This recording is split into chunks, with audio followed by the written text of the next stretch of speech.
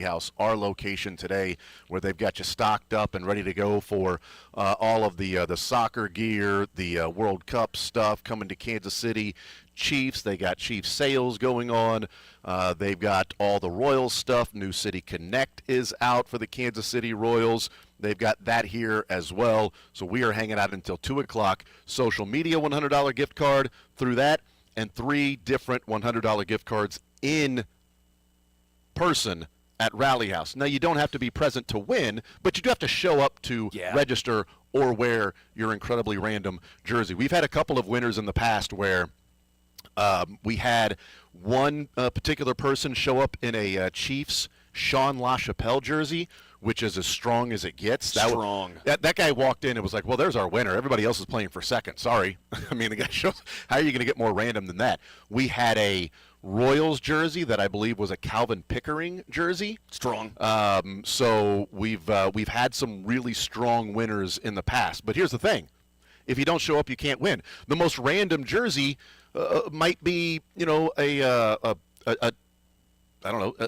Darrell Williams jersey. Like, we don't know. Mike Jacobs might baseball. be a Mike Jacobs baseball jersey. We don't know. It's just whoever is the most random that shows up today. It doesn't have to be the craziest jersey we've ever seen, but it just has to be the most random of the people that show up wearing the jerseys today. If I see a Ross Glow jersey, I am going to be thrilled. That's probably right. Yeah. That is probably right. I think you'll probably do that.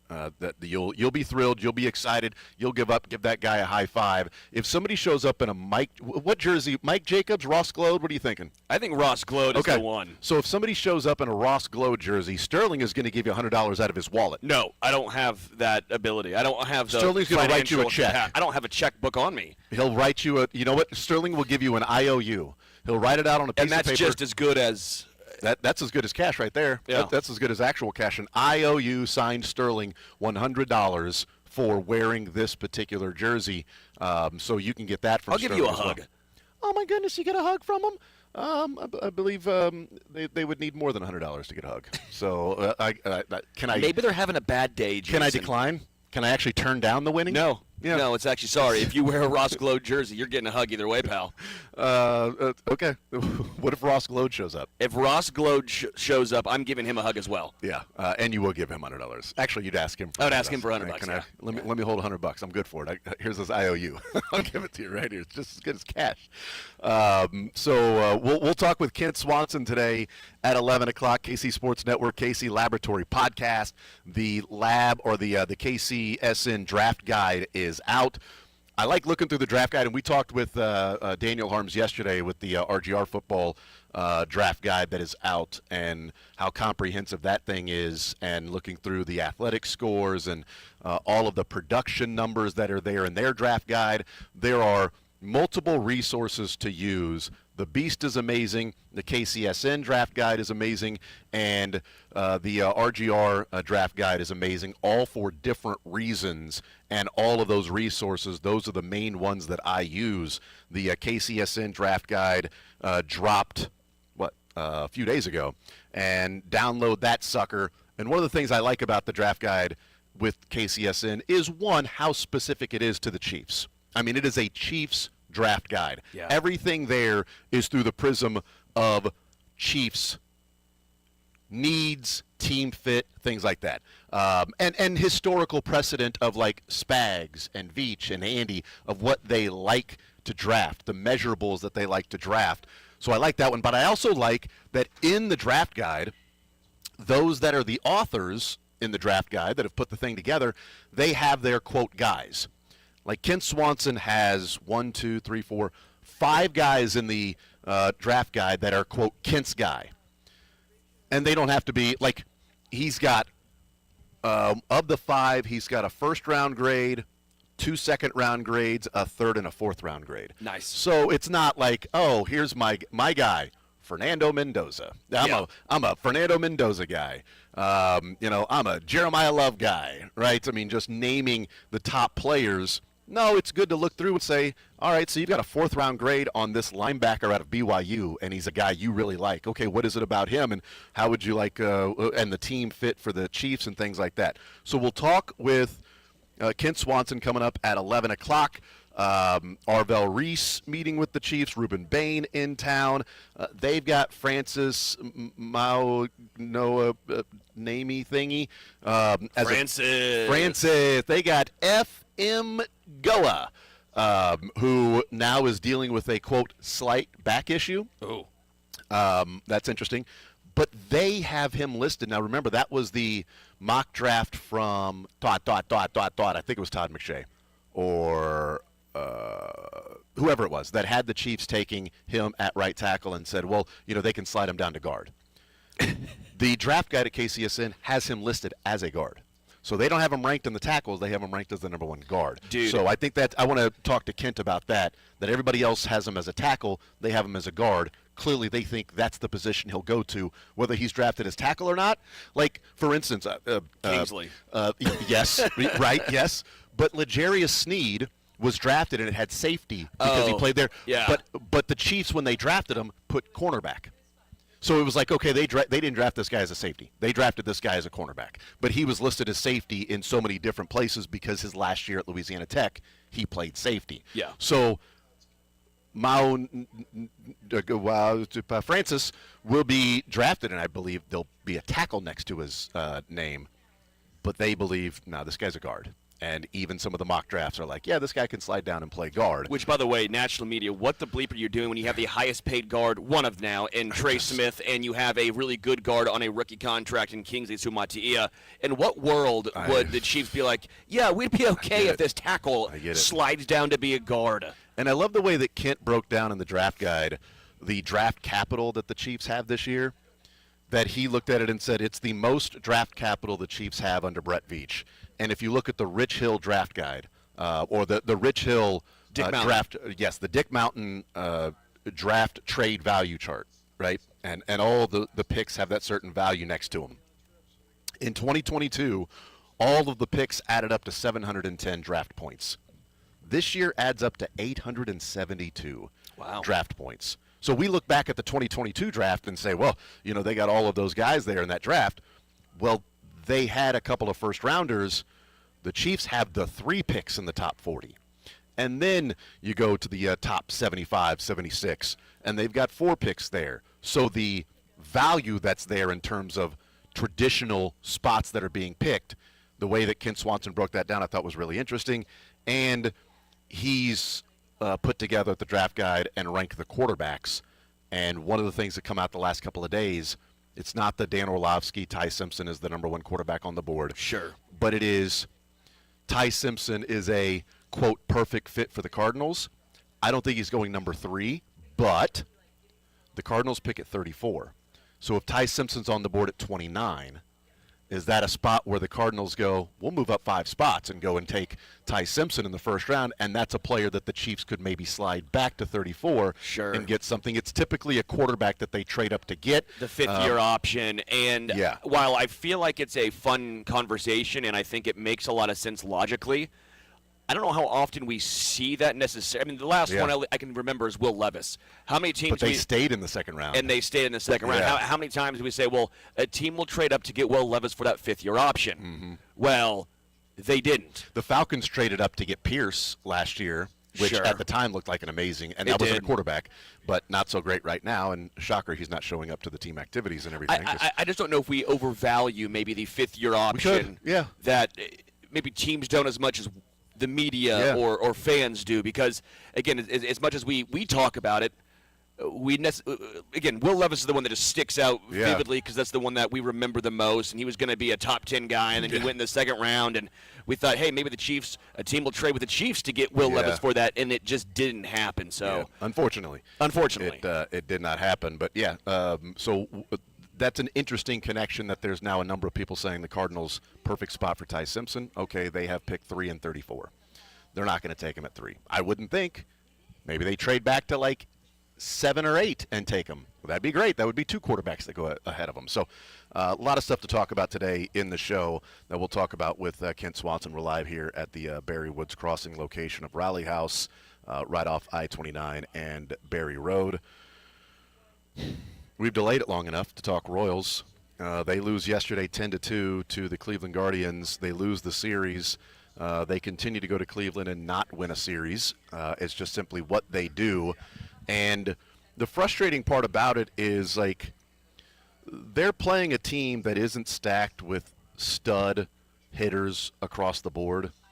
Like, Stephen Kwan is annoying. We know that. But he's also batting .240 this year. Jose Ramirez is batting .160.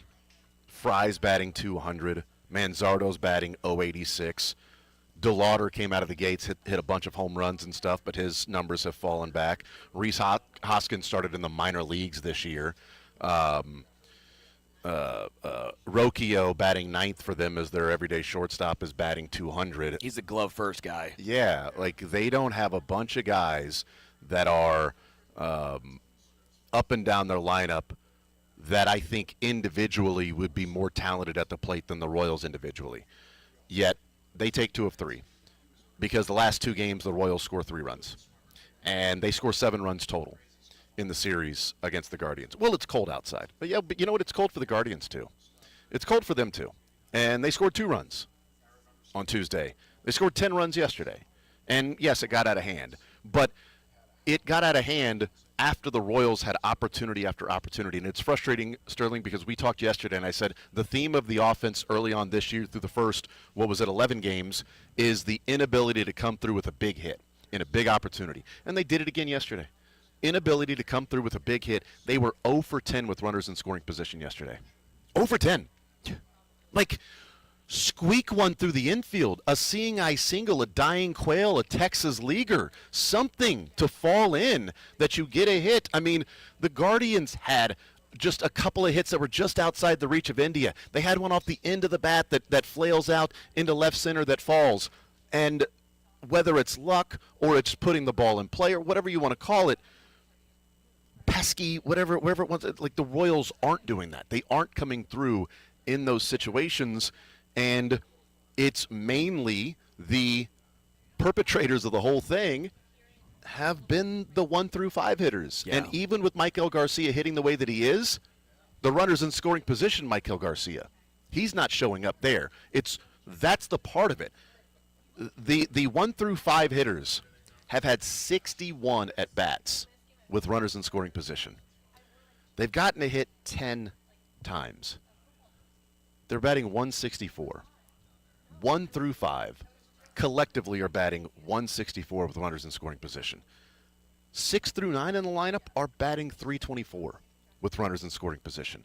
They're doing their job, but so many opportunities they're getting on base, and it's turning over the lineup. Isn't that the best part of, like, okay, the bottom part of the order, can you pass the baton, right? Keep the line moving so you can flip to the top of the order. Okay, boom. Now you got men on with Michael, Bobby, and Vinny. But the men on with Michael, Bobby, and Vinny has resulted in squat, has resulted in nothing almost, and it's costing them games early on.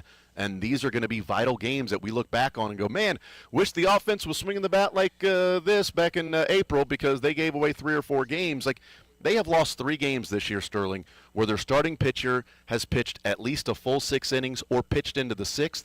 And in those 3 games, they gave up a total of 2 runs, the starters. And they lost all 3 of them. So it's not just runners in scoring position, which is a big thing, but just to kind of put in totality how overall ass the Royals offense has been, especially, again, 2 through 5. It's not great when Starling Marte has a better slug than Bobby Witt Jr., Vinny Pasquantino, and Salvador Perez. And it's not like we're saying Starling Marte has been ripping it. His slug is .357. Okay? I'm not trying to sit here and be like, yeah, he's been great. No. He's been fairly poor, and that's still better than Bobby, Salvi, and Vinny. That's unsustainable. Carter Jensen, Kyle Isbell, and Michael Garcia have been the only guys who have really driven the ball. Yeah. And that's a massive – it's great to see Kyle do it, but at some point your main guys, your DH and your first baseman need to do more. This is frustrating to watch, especially – I get it. I know that I've seen all the stats of, well, Vinny's always a slow starter. This is what he does. I get it, and I do think hitting's a little different than pitching, especially for a closer, for a reliever when you know it's only 1 inning. But I've been hard on Estevez, and I think rightfully so. But at some point for Vinny, you have to also say the same thing of, well, if you know you're a slow starter, switch something up. Do something different. But the Vinny thing is interesting because he started to turn it on in the WBC, right? He did. He started off slow, and it's like Vinny is leading this team, but he doesn't have a hit. Then he had 3 home runs in one game. And from that point forward, it's like, okay, Vinny looks like Vinny with these at-bats. You know, he's barreling up pitches. He's going the other way. Vinny looks good. And then the regular season starts, and he has his typical slow start. That's the confusing part for me, Sterling. He has 1 extra base hit this entire year so far, 1 double. Yeah, Bobby got his first double yesterday. They've got, 7 extra base hits on the season? 2, 3, 4? Bobby, Vinny, and Salvi, 7, right? I see 6. I thought Salvi had. Salvi has 4. 4. That's right. They had 5 total with Vinny's double. Yeah, Vinny has one. one. They added one more with Bobby's double yesterday. And it's just not going to work. And again, this is not me even saying anything about Caglione, because I think Cags has done a fine job overall. But he has yet to hit a home run. I mean, when your guys leading your home runs are Carter Jensen and Kyle Isbell, and then Jonathan India, at some point you got to take a look back and say they've done their job. Which again, that's been the moral of the story is you can't count on those guys to be your power threats. It has to be Salvi, Vinny, and Bobby. Yeah. They have to, and I get the underlying metric for Bobby, and I'm not saying that they're going to do this all year long. Yeah, because they'll get it out because Vinny's worst month in his career is March and April. His best months are August and September. But also, Kyle's not going to OPS over 1,100 all year long. The worry, Sterling, is that you just flip it. The bottom part of the order gets bad, and the top part of the order gets good, and we're going, well, here we go again like last year, and they're not putting it together where the lineup overall feels like somebody is coming through in a big spot more often than not, because they have not done that this year. I mean, they've scored more than 4 runs 3 times out of 12 games. And this is where the irritation lies, because this is the same issue, again, different parts of the lineup, but the same issue that plagued this Royals team last year. Yeah. It was the call for Zumwalt all year long last year. Never happened. He's still here. But they bring in new guys, and we do see plate discipline at times look better. We brought up the walk numbers. Mm-hmm. I do think some of the plate appearances have been okay, right? The results have not been there. But at some point, you now have an entire year, and we're 12 games into this season, and the results are still the same. They're not scoring enough runs. At some point, you got to show us. At some point, I don't care how good the plate appearance looks. I don't care how many balls you're seeing and taking, which does, again, matter to an extent, long term. You got to produce, and the production has not been there, and it's been over a year now. And that's why fans will have a short leash. It's why I have a short leash for patience in this regard. And again, it's why I think we're all irate seeing the same damn team put up 3 runs a game, 2 runs a game. Your starters do their job, and it's not enough to win. Well, and this is not I know people will have their complaints with Q. They were down 5-2. So this is not oh my God, Q made a huge mistake. I would have liked to see in the 7th inning with Carter reaching on an error. So he gets to first, so they give you a little bit of a break. Yeah.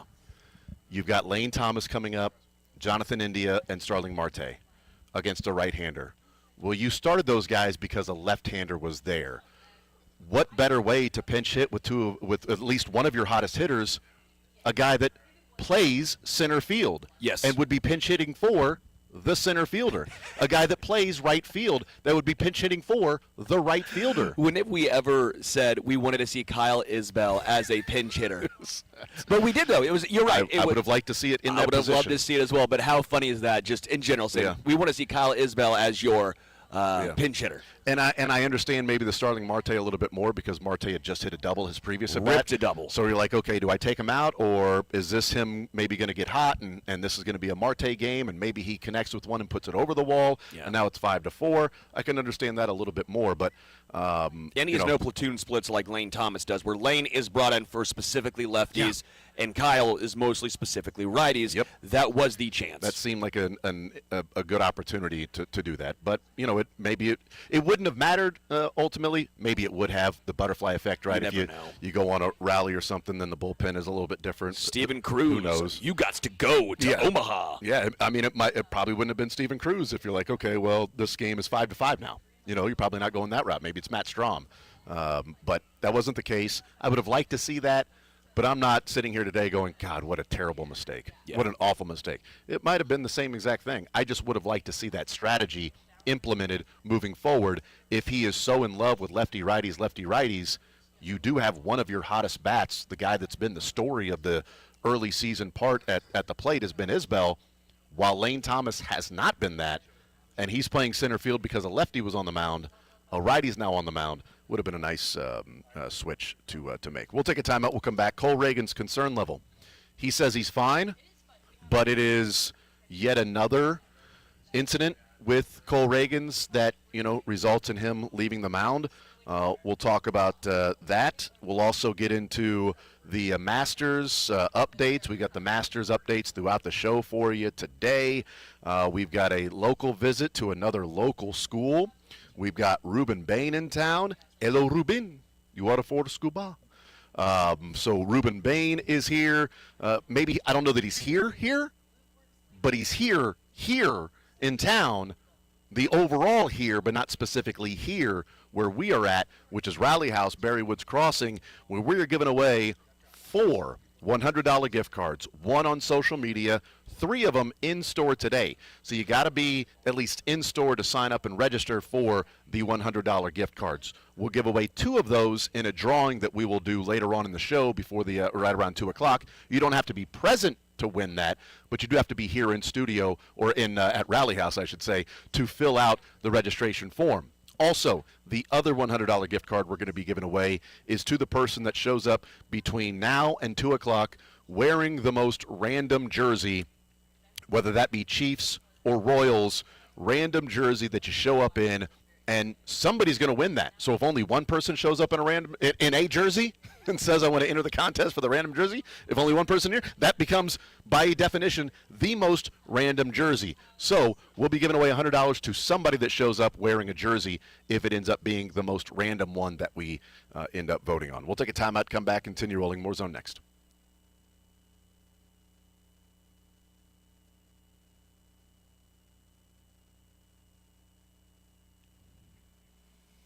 All right, golf is happening right now, and what better place, what better time than going to the Back Nine? You can host parties, host clients, work on your game, and watch what's going on at Augusta all in one. This is great for businesses, salespeople, busy moms and dads, casual golfers looking to get better, bad golfers like myself who play a lot trying to get better. It's great because they have the best simulators in the game. We are talking full swing sims. These are used by many professionals. It's a phenomenal place because it's 24/7, 365 access. Let's say you want to go on Christmas. Boom, it's open. You can. You want to get away from the family? Do it. Have fun. You want to go at night? Your schedule's a little wonky. Well, that's okay because it is always open. It is the Back Nine, and they have very convenient locations. Overland Park, just off of 75th and Metcalf. Liberty, just north of Liberty Triangle. And another great part about this, bring your own food and beverages. Huh? Bring your own food and beverages. Make your own pimento cheese. Bring your own bevies. You're saving money. You can watch what's going on at Augusta while working on your game all in one. What is better than that? So what are you waiting for? Make sure you go and check out the Back Nine.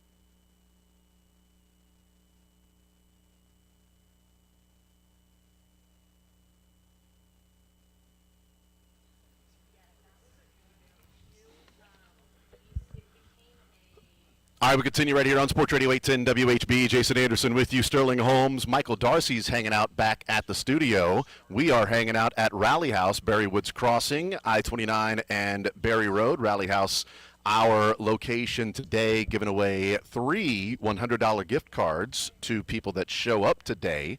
Not 3 individually to everybody that shows up, but 3 total gift cards to 3 people out of the people that show up today and register for the $100 gift card giveaway. We'll do that at the end of the show. 2 of them we'll do a drawing, and 1 of them we will vote at the end of the show on the person that wore the most random Chiefs or Royals jersey that shows up here to this Rally House location, Barry Woods Crossing.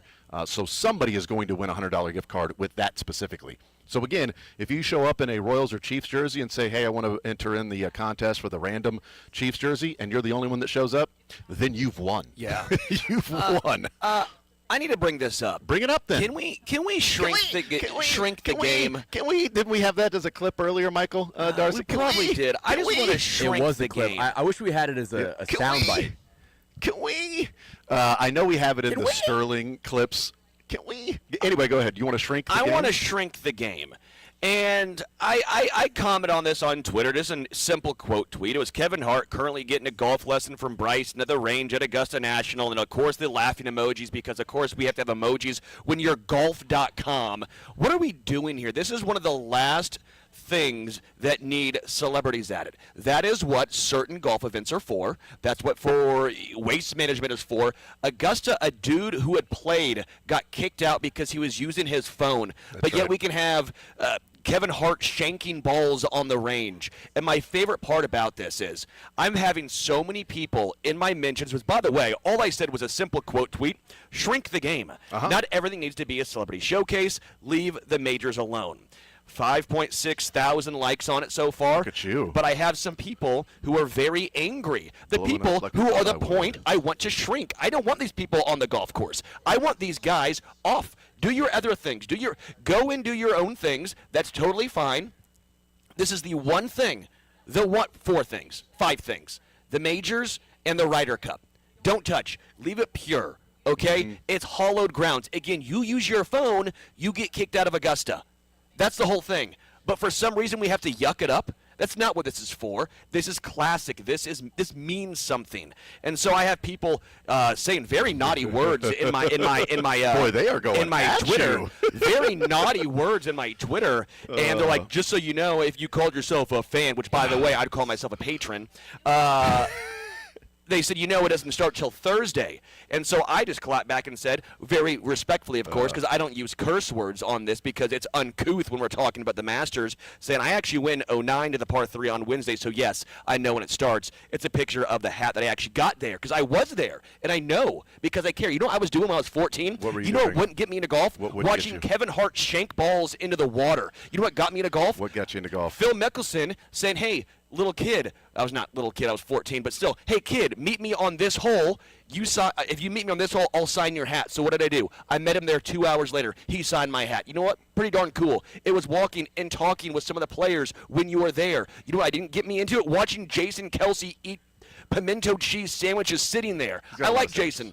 You do like But what Jason? gets you into golf is actually watching the golfers. And yes, it is different. When I see Tommy Fleetwood's kid hit a shot, that's kind of cool. It's his kid. By the way, he's playing in the damn tournament. I don't need to see. The kid's playing in the tournament? No, but seeing his dad on a Wednesday. Wednesday's for family. I get that. I don't need to watch damn celebrities everywhere. Get them off my screen. Shrink the game. Shrink it. Oh, man. COVID was the worst thing for a lot of things. It was also bad because it got too many people into golf. Shrink the game. Yeah, I'll tell you what, there are a lot of measured responses and replies to your tweet. There's a lot of, right down the middle, not really anybody passionate one way or another. You weren't called the C word. You weren't called a B. You weren't called you weren't called a dumb bleep. You weren't called any of that stuff on your. And by the way, who was respectful and responsible? This guy. Did I say anything out of left field? Also, I did like the one response that said it's Kevin Hart. How much more shrinking of the game can they get? That was a good one. That was a good one. That was one that was I appreciate that. Strong. I appreciate that. But I take the 5.6 thousand likes that are on my side versus the 20. That's a good point. The 20 people who are in their mom's basement who are complaining. That's the way that you should view it. See, if I get 99 compliments and one person says, I didn't like it, I would focus on the one person and say, well, how can I satisfy that one person while annoying the other 99? I mean, how am I supposed to chip with this in my backswing, Doug? Kick him off the tour. Kick him off the tour, Doug. She wore a crown and she came down in a bubble, Doug. Grow up. And so get educated. So here's where I'm at. Shrink the game. The Masters is meant for, and I like partying and I like Waste Management Open too. It's not like I dislike that. I dislike it when they're trying to make the Masters that. Let me devil's advocate this for a second, because we talked about Jason Kelsey yesterday. I didn't see the whole Kevin Hart stuff until you tweeted about it. Let me offer devil's advocate here. Is the par 3 today? Yesterday, you mean? Yeah, that's what I meant. Yes. Is the par 3 yesterday supposed to be that sort of fun, not waste management totally, but sort of fun when you can have a little bit, when you can unbutton the top button on the collar a little bit and let loose. It's meant for friends and family. It's meant for, again, so I got kicked out for having his phone. Yeah, so it's not necessarily that it's like they're not keeping up with a quote-unquote traditional being pretentious and buttoned up and having to talk like this, please. It's the Kevin Hart and Jason Kelsey making a show of it. No, it's meant for friends and family. It's meant to see the kids, Tommy Fleetwood's kid hit a shot. It's meant for them skipping across the water, which, by the way, people complain about that. I think it's fun, the par 3. If you don't want to watch it, don't watch it. What if somebody skipped Kevin Hart across the water? Then I'm in. Okay, so I'll agree. I'm in if they were to skip Kevin Hart across the water. If Jason Kelsey took it like a boomerang or a frisbee and skipped him right across the water. I have no issue with him taking the shot, by the way. Like, that's fun. I would totally do the same thing. I have no issue with Jason Kelsey. I have no issue with Kevin Hart. Yeah. I have no issue with them necessarily doing it. My thing is I hate that that's been the coverage now. The coverage has been on those two things. It's the frustration of. Well, I think there's maybe a clarification that might go on Twitter of, I have nothing against Kevin Hart or Jason Kelsey. I never said I did. I know, but people are taking it as because people are dumb. I totally agree with that. So you probably don't need to clarify for other people misunderstanding. But if other people misunderstanding, maybe there is an element of clarification. But I do But I do think there's a difference of shrink the game. This is stupid versus. I don't want the coverage of the par 3 to be around Kelsey and Kevin Hart. I'd like it to be around what's actually happening on the par 3, the families, the interactions, the things like that is what I would like. This becomes a little annoying from my completely pretentious golf view as a golf nerd. Yeah. I'm speaking for Sterling Holmes. I have my frustrations with, again, the four. You want to shrink the game? I know. I want to shrink the game. Yeah. 4 majors and the Ryder Cup. Let's leave it as is. We don't need to have the celebritification word I just made right there of this. I love that people are saying, well, that's not how you grow the game. And I'm like, yeah, that's my point. I want it shrunk. I do like this response. As you say, shrink the game. Yeah. The one of the first responses, that's literally not how growing a sport works. Yeah, I know. I'm like, that's like, yes, that's the point. That's the point, guy. I want shrunk. That was funny. Yeah, but that's not how growing a game works. Yeah, I'm aware of that. All right, so and you don't have to be a good golfer. There's like 20 good golfers in the world at any given time. That's not the point. 20 good golfers not on the tour? Just or in just general, in general? Just the point is, it's you do it and you don't have the. Let me ask you this. You don't fix your ball marks. You're not.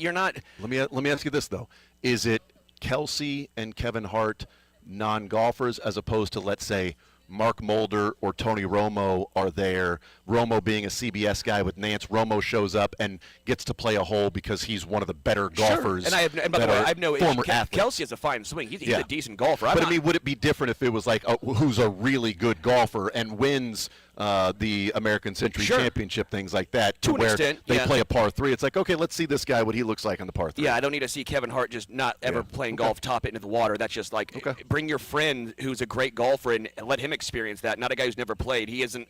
again, Jason, he actually has a decent golf swing. I have no issue with that. And again, it's not with him. It's not even with Kevin Hart. I don't have it. It's with, again, this has been the coverage. The coverage has been about them and not about the event, not about the Masters, not about maybe the best weather we've seen, not about Morikawa's back who's trying to fight through a major injury, trying to play through this. It's not about this amateur who's now even through a couple holes playing with Rory McIlroy. We had no idea he was playing with Rory. It's not about. Yeah, by the way, that's a conversation. And he pulled his drive so far left on his first tee shot, his hat fell off his dome onto his club, and Rory's laughing at him. He parred that hole. Is that fair to a high school kid, amateur, to be paired with the defending champion Rory when that's going to have the biggest gallery of patrons? Oh, dude, so is it just a rant? I don't. This is my ignorance. I have no idea. Because Gary Woodland is going out with Scheffler today at 12:44. A lot of times you have it go with a little bit because he's also with, I think, Cam Young. Mm-hmm. You go with a lot of guys around your world ranking, or at least who you're. Well, he ain't around the world. He ain't around that. So, but also Gary Woodland and Scheffler. Yeah, are today at 12:44. Like people are going to be following Scheffler, which again, I find to be incongruent with what Gary Woodland is dealing with, that you place him with Scheffler, which will have a bigger audience and more people around him, while he's saying he's battling the hypervigilance, the fear, the anxiety, feeling like people are trying to kill him, and now you're putting more people around him. Yeah. Now, you can't keep the people from following Gary Woodland, but you did pair him with the number one golfer in Scottie Scheffler. Yeah, I don't know. I just thought that was interesting. Very true. It's an interesting choice is what I would say. We'll take a timeout. We'll come back, continue rolling, hanging out at Rally House, Barry Woods Crossing, our location today, I-29 and Barry Road. We will talk with Kent Swanson coming up at 11 o'clock. KC Sports Network, KC Laboratory Podcast. They've got their guide out. Still want to get into Cole Reagan's a little bit. We'll talk some Chiefs. We will talk some college basketball. We'll continue with more Zone next.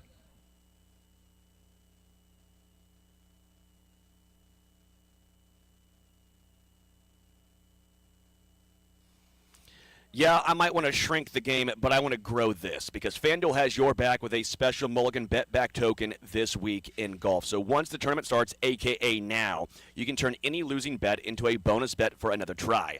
Now you've got protection to take that sleeper pick or make a bold prediction. I give you mine. I'm still rolling with it, and he's 1 under through 6. That is Akshay Bhatia. He was 2 under, had a bogey. I like Akshay. I like where his game's at. I like his short game, especially if you watched any of Augusta so far. I mean, some of these pin locations, even on a Thursday, are fairly difficult. You miss the ridge by a yard.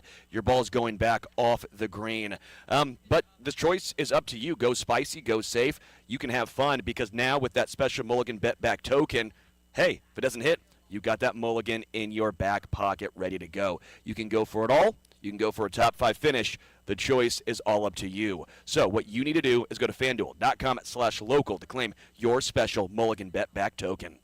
21 plus and present in Missouri. Opt-in required. Refund issued as non-withdrawable bonus bets that expire 7 days after receipt. Max refund $5 unless otherwise specified. Restrictions apply, including token expiration. See terms at sportsbook.fanduel.com. Gambling problem? Call 1-800-GAMBLER.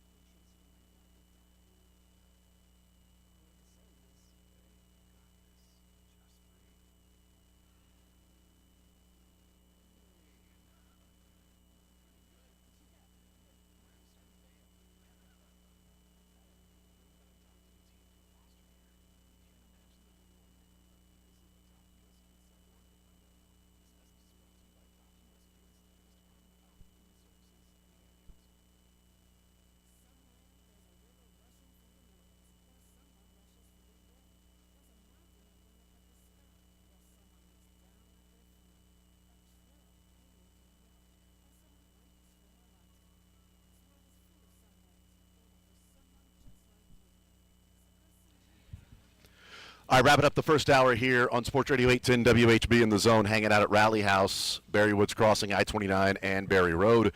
3 $100 gift cards to Rally House we're giving away in person today. Stop by, register. We'll do a drawing at the end of the show for 2 of those $100 gift cards, and the other $100 gift card we will give away to somebody showing up in a random Chiefs or Royals jersey. We'll talk with Kent Swanson, KC Sports Network, KC Laboratory Podcast. The KCSN Draft Guide is out. We'll talk with him about that, some of the things that they have in there. Ruben Bain in town. Dexter Lawrence, any interest? Tons of stuff that I want to talk to Kent Swanson about. And we'll get back into some baseball with Cole Reagans before the show is over. We'll also talk some college basketball with some potential visits taking place and play some sports or leisure at the 1 o'clock hour.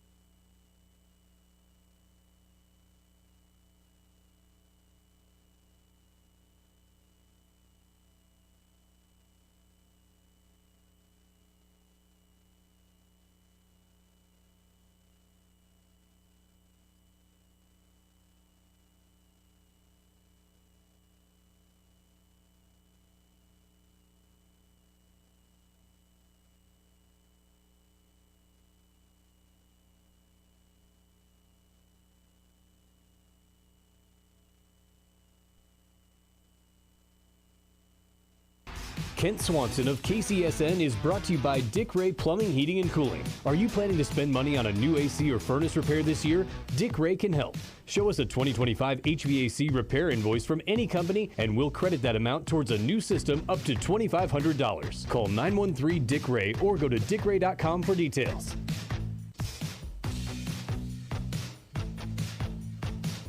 All right, we'll continue right here on Sports Radio 810 WHB. Jason Anderson with you, Sterling Holmes, Michael Darcy. We head up until 2 o'clock. We're hanging out here at Rally House, Barry Woods Crossing location, I-29 and Barry Road is our location. We are giving away $100 gift cards to Rally House, 4 of them.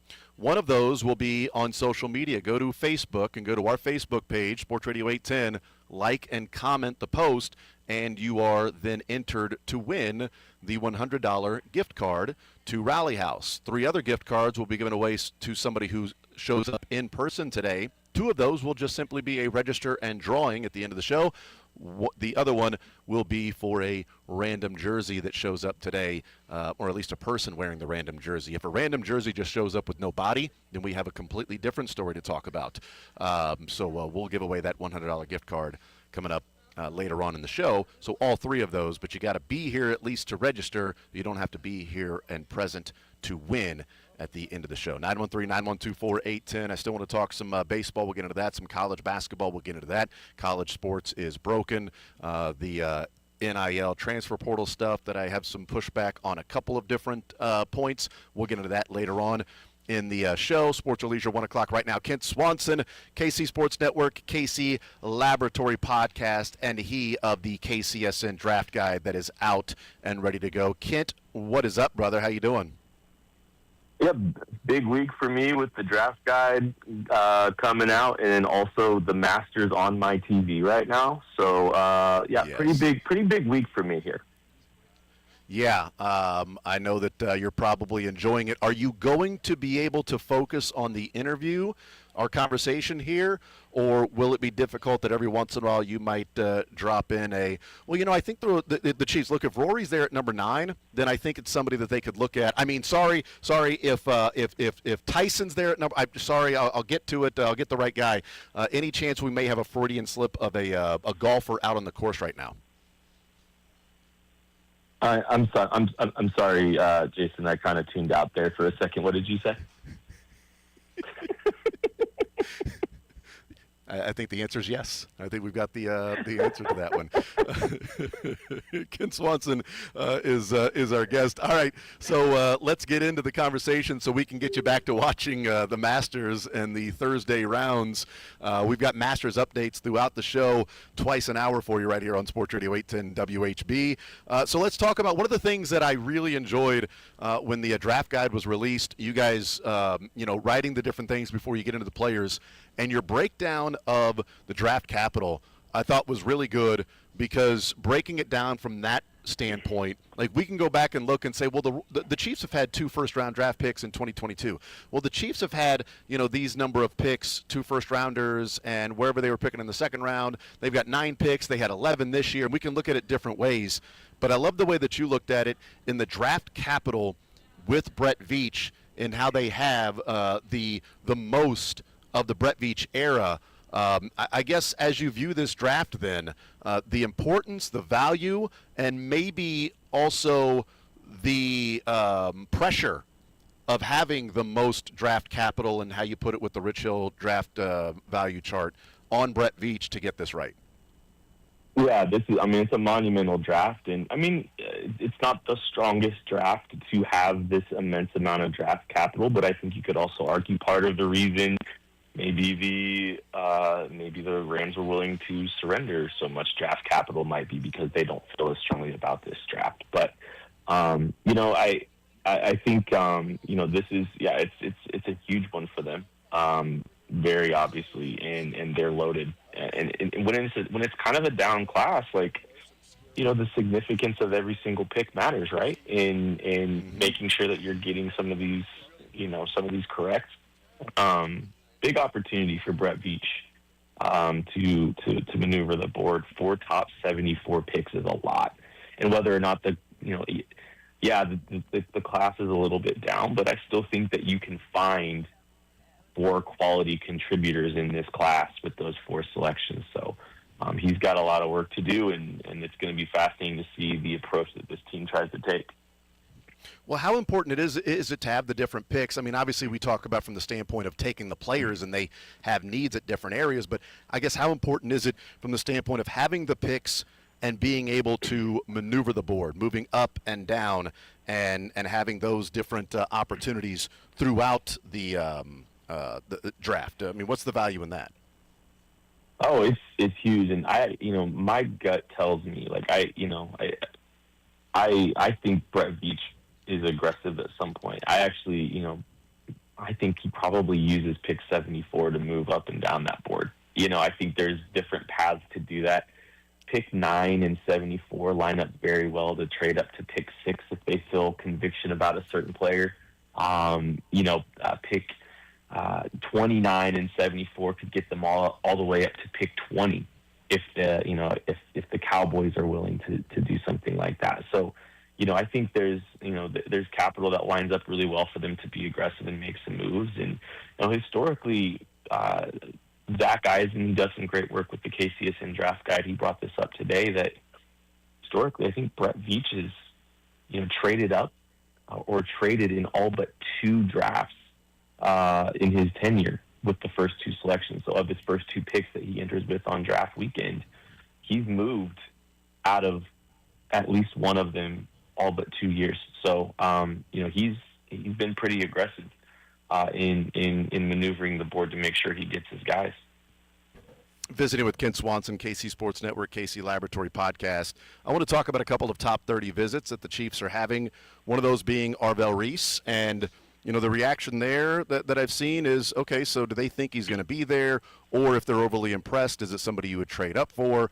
Are they just making sure that all of their T's are crossed and I's dotted with different players that could be there at number 9? All of those questions are valid. The question I have, Kent, is what is he? What is Arvell Reese in the NFL? Is he just a regular old linebacker, off-ball linebacker? Is he Micah Parsons? Is he an edge rusher? You put some weight on him. What's Arvell Reese's role in the NFL? And let's say maybe specifically, what's Arvell Reese with the Chiefs? Great question. And we wrestled with that a little bit with the KCSN Draft Guide because when we're building out our tops, our top 300 consensus board of our group, we use a weighting system for positional value. We evaluated Arvell Reese as an off-ball linebacker. I think if you were to evaluate him as a football player, I think he grades out higher as an off-ball than he does currently as an edge rusher. But there's no denying that there is a skill set that could be developed as an edge rusher. And we don't value off-ball linebackers when we weight our top 300 significantly. So we actually applied the edge rusher weighting to him while keeping him in an off-ball to kind of find a way to hybridize how we view him. It's a tricky evaluation because, I think for the Chiefs, he can come in and be an off-ball linebacker and be a quality off-ball linebacker, but how does that rush skill develop, and how many opportunities does he get to play that to truly pin his ears back and rush? If the Chiefs are going to invest significantly in him by taking him with the 9th pick if he is to fall, you have to think that there's a plan to leverage him and utilize him as a pass rusher. I think because, his skill set definitely more closely aligns to Leo Chanel than it does, a will linebacker, right? So, I don't think the Chiefs are paying a 9th pick to replace Leo Chanel. Yes, he can be a base down Sam, and maybe there's more of an expanded role as an off-ball linebacker, but if they're investing significant capital, it has to be with a plan to utilize him and develop him as an edge rusher. I think it's interesting the Chiefs are bringing him in. I think it's very interesting how open the team is about their 30 visits, right? I feel like we're going to hear more about their 30 visits than we ever have because we already have. We're seeing them. Every single top 15 guy, it seems like, is visiting with the Chiefs at this point. So it kind of feels like a change in strategy approach on how they are, laying information out. Every single one of these guys is on, we're hearing news of them visiting with all of these guys, and that seems like a little bit of a break from the norm. I think it's kind of interesting. Yeah, visiting with Kent Swanson, KC Sports Network, KC Laboratory Podcast, because some of the top 30 visits are also, we bring them in to decide if we even want them on our board. Not necessarily we bring this guy in because, oh my God, we're going to draft him and we love him and we're just getting confirmation. Sometimes it's let's bring this guy in, see him in person, and then that also can back up what our original thoughts were anyway. So, yeah, we're not drafting this guy. Who knows the different reasons that they bring somebody in. If it wasn't for Ruben Bain being in town, there's a part of me that might be like, well, the Chiefs are going to bring in the top guys at the top 30 visits that they won't draft. Guys that it's all smokescreen, that the Chiefs are bringing all these different guys in, and they're not going to draft Arvell Reese. He won't be there, and they're not going to be able to draft this guy, and they may bring this guy in, but it's not somebody they're going to take at number 9. But Ruben Bain in town tells me that the Chiefs are like, no, it's a top 10. I mean, we don't really have to hide our intentions a whole lot because, we should be getting one of the 8 players, 9 players not named Fernando Mendoza, but 8 players after Mendoza, and we need to find the best group of those 8 players that we can go and draft, and we'll bring everybody in. Typically, I would think maybe a chance of them bringing people in that they definitely are not going to draft. But Ruben Bain's different. He's in town. That changes things because, Ruben Bain, I've wanted the Chiefs to blow for Bain once they lost Patrick Mahomes, and they did as much as they could at that point. Yeah, they did a great job. Andy did a great job calling that timeout to give the Raiders a chance to that was absolutely clutch. Yeah, for sure. Best clock management for Andy Reid. I think the Chiefs are approaching things differently, where if they are perceived to be in on everyone, then maybe they're in on no one, right? Like, and I think the Arvell Reese. Well, I think some of these decisions and bringing in some of these people, I don't think Arvell Reese is likely to be a Kansas City Chief. I would be a little bit surprised if they were to grab him. Good player. I think he would be a surprise fit. So, okay, if you are visiting with everyone in the top 10, top 15, you are shading and hiding your true intentions about which of those players in the top 10, 15 that you actually love. And so it feels like a, departure from the approach that they've taken. And, in the past, they've used top, 30 visits to try to recruit undrafted free agents. And we haven't heard any of those really this year. It's been a lot of guys that you're going to see more, at the top of the draft. And I found that quite interesting. So, I think some of the historical trends from what they've done with 30 visits and stuff, I think you could throw it all out the window. And in fact, I think a lot of things you can kind of throw out the window because the Chiefs are taking advantage of this. They're cashing in some favors, I feel like, to try to keep people, hidden from their true intentions. And good on them because they're never going to pick 9 again. So, or most likely not going to pick 9 again in the Mahomes era. So, good on them to kind of take advantage of that. Yeah, they haven't necessarily picked many. Very, very few players in the top 30 visits that they've had have they really ended up drafting. There's such a limited number. Some of those they end up getting as undrafted free agents, as you talked about, setting up that relationship. We bring you in, and if you're not drafted, well, we've already got this relationship. We talked with it. We brought you in. We're serious about you, so maybe you want to sign with us. But they don't typically do that. But they're picking 9th now, so it's a little bit different.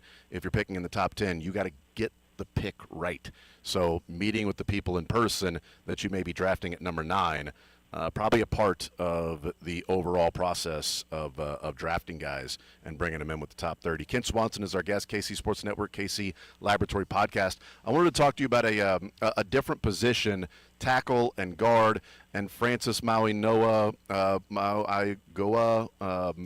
Francis is what we like to call him around here.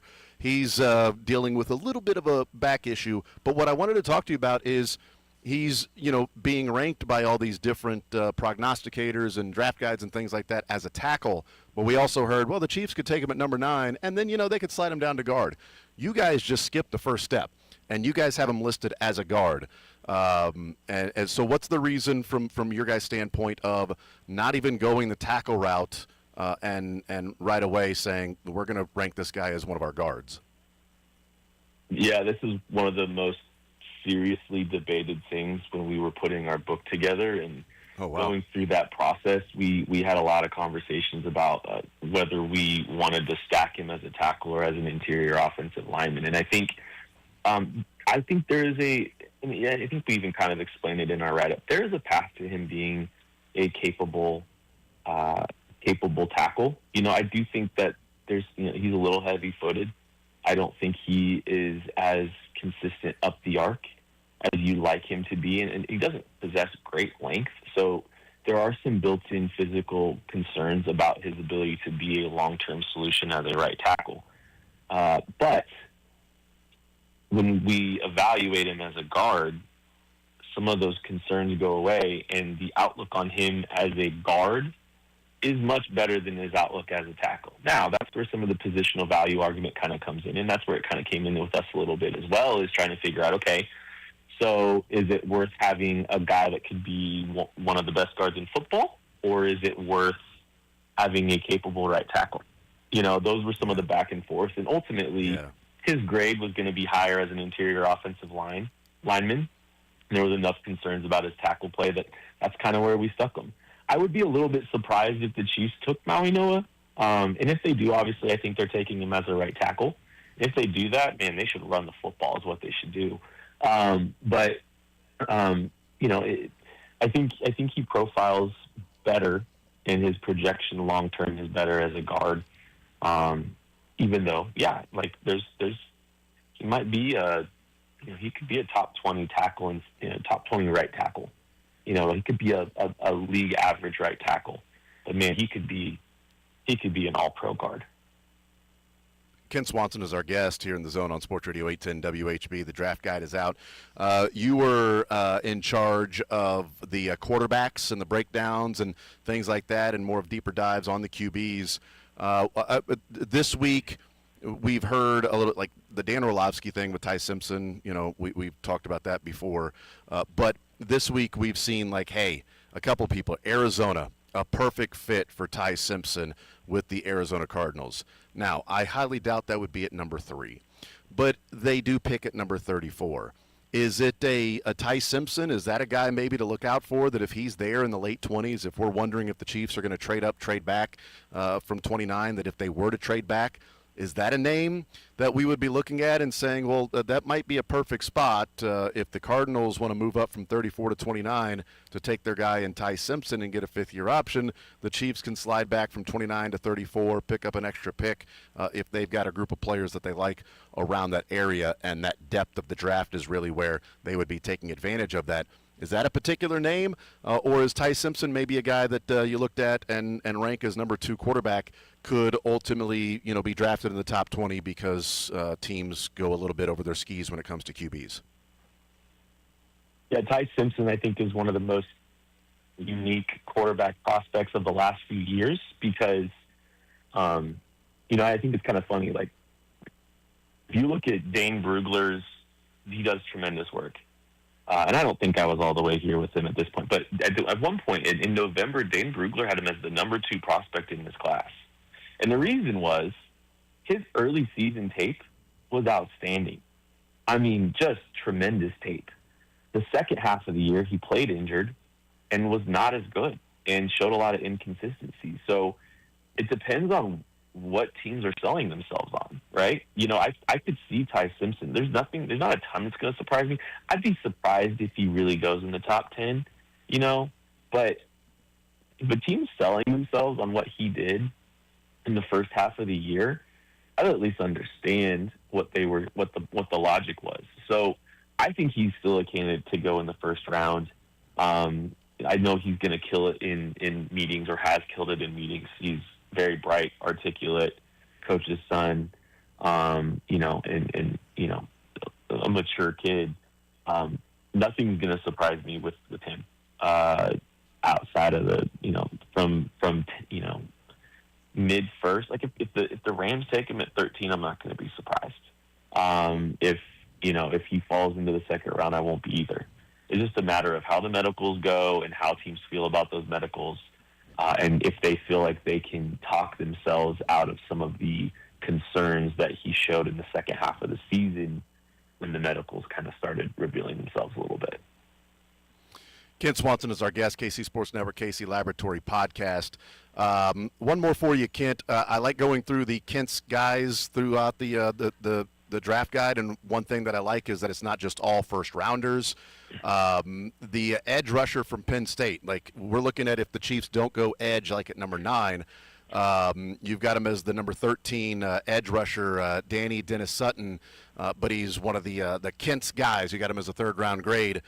So last one for you. If they go edge with him, is this a nice, solid pick, an Ashton Gelati type player, or is this maybe a raw player that, hey, you get him in with the Chiefs and they can utilize some of those talents and he can be an impactful player? What do you think of as to why Danny Dennis Sutton is a Kent guy? Well, yeah, I think if Danny Dennis Sutton is selected by the Chiefs, most likely it's with the 40th pick. I think that's where they're going to have to get him because I don't think he's going to be there at pick 74. And that feels like the high end of the value for him. Part of the reason he's been a my guy for me is because I've liked him for a couple of years. I liked him, last year as a prospect because there was, some questions about whether or not he was going to declare. He winds up staying at Penn State for another year. But I think he's a better prospect than Ashton Gelati is. Exceptional athletic profile, which is unsurprising coming out of Penn State. There's a lot of physical traits there, and he's a high-level recruit, out of high school, and that's a profile you typically like to bet on. But, I don't know. He's a little stiff through the frame, but he's got great movement skills still. And, I think Penn State showed an ability for him to, rush in a variety of different ways. They moved him around a little bit. He has the ability to drop. He had, really good in some of those games. Really nice spin move. There's a lot about his rush plan that I like, but at the same time, he's also good against the run. So I think there's more upside to him as a pass rusher. There's more to develop, but I think I think what he's shown to this point, I think we can get him on the field immediately. So I'm a big fan of his. I think he's probably the pick 40. If you're getting him, you're probably getting him at pick 40. I don't think he gets to 74, especially after the athletic testing that he showed. Kent Swanson, KCSN, KC Laboratory Podcast. Kent, appreciate the time, brother. Our next conversation will be Thursday, draft day. So definitely looking forward to that. We'll let you go so you can get back to watching the Masters. Appreciate you, man. Yeah, anytime, man. Glad to do it. All right, there you go. There's Kent Swanson, KC Sports Network, KC Laboratory Podcast. The draft guide is out. Go and check that out. We'll take a timeout. We'll come back. We're hanging out at Rally House, Barry Woods crossing I-29 and Barry Road. More zone right after this.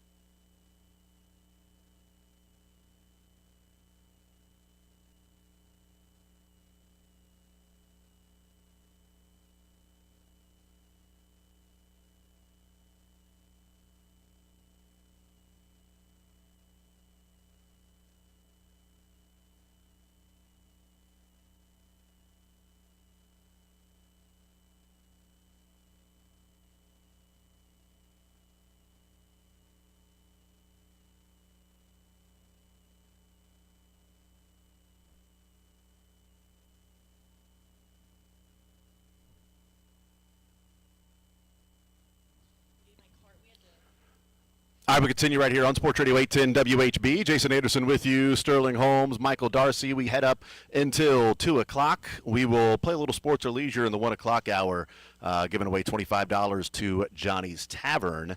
Thank you to Kent Swanson, KC Sports Network, KC Laboratory Podcast, joining us, breaking down some of the things found in the draft guide.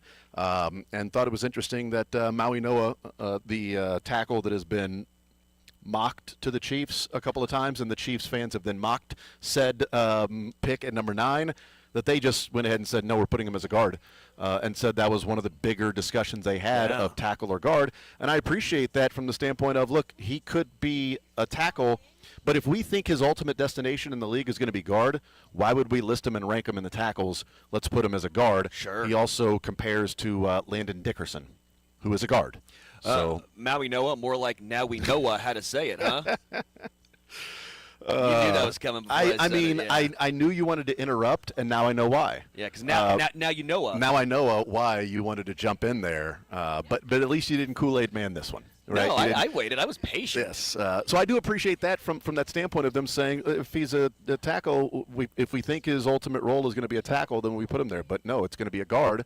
And that being one of the bigger discussions and debates in the room of what they do with Maui Noa, who is now dealing with a little bit of a back issue that he'll get checked out by teams. And I'm sure teams love hearing back issues for offensive linemen. They love hearing that. 100%, man. Absolutely. I'm just hoping that somebody falls in love with Ty Simpson and he starts to jet up the draft board, maybe to the top 10. Who knows? I don't know. That'd be crazy. It's not going to happen though. Certainly not. But the Chiefs have their top 30 visits, and I think there is something interesting about the different names that they have in as their top 30 visits. Ruben Bain is here today, top 30 visit with Arvell Reese, and not many people think that Arvell Reese will be available at number 9. And if they do draft Arvell Reese, you're going to have a specific plan of what you think he is going to be, because I don't think you can draft him at number 9 and go, well, we'll figure it out. It can't be a situation where, because he's not a Spags guy. Let's be real. Arvell Reese, that's not the body type that Spags covets traditionally. And you're not drafting a replacement for Drew Tranquill at number 9. No. You're drafting somebody that, top 10 picks should be throwers of the football, protectors of the throwers, attackers of the throwers, catching of the football, or stopping the catching of the football. So specifically, defensive ends, tackles, quarterbacks, wide receivers, corners. Those are top 10 picks. Not off-ball linebackers that are good in coverage. That's not a top 10 pick. That's not somebody you take there. If you're drafting Micah Parsons at number 9 and that's who you think you're getting, well, that's different. But that's also saying, we think we're getting Patrick Mahomes here with this quarterback. Yeah. Really? So you think you're getting the best in the league at doing something? If he was Micah Parsons, he wouldn't go past number 2. And he may not. Yeah. He may not go past number 2. But if that was, a guy that it's like, we know he's this, then he wouldn't be there at number 9. If he's there at number 9, that means there are at least 8 teams, well, outside of the Raiders. So there are 7 teams that looked at Arvell Reese and said, he's not Micah Parsons. Because I'm not sure any team would pass on Micah Parsons at pick 2, 3, 4, 5, 6, 7, or 8. You just never know. Teams overthink things all the time. You have to account for Jets and Raiders. And luckily, Jets and Raiders are ahead of the Chiefs. Yeah, right. I mean, let's be real. The Raiders were like, guys, Clelin Ferrell, that's our dude. But luckily, Jets and Raiders are 1 and 2. Raiders, Jets, it's 1 too and 2 bad. respectively. You wish they were like 5 or 6 because they'd totally mess it up. Probably, but at least they have set it to where starting at number 3, if the Jets went somewhere weird, then okay, well now number 3 maybe the draft starts. Or if the Arizona Cardinals go, I mean, here's the dream.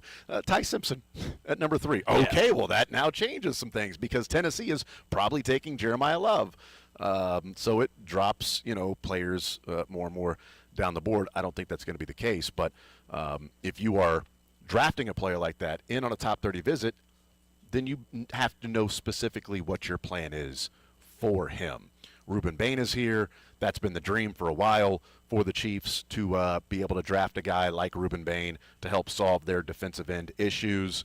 But we know they have to get it right We know there is an opportunity this year, and it's make or break isn't the right way of putting it because you can miss on some picks and still be a dynasty. Sure.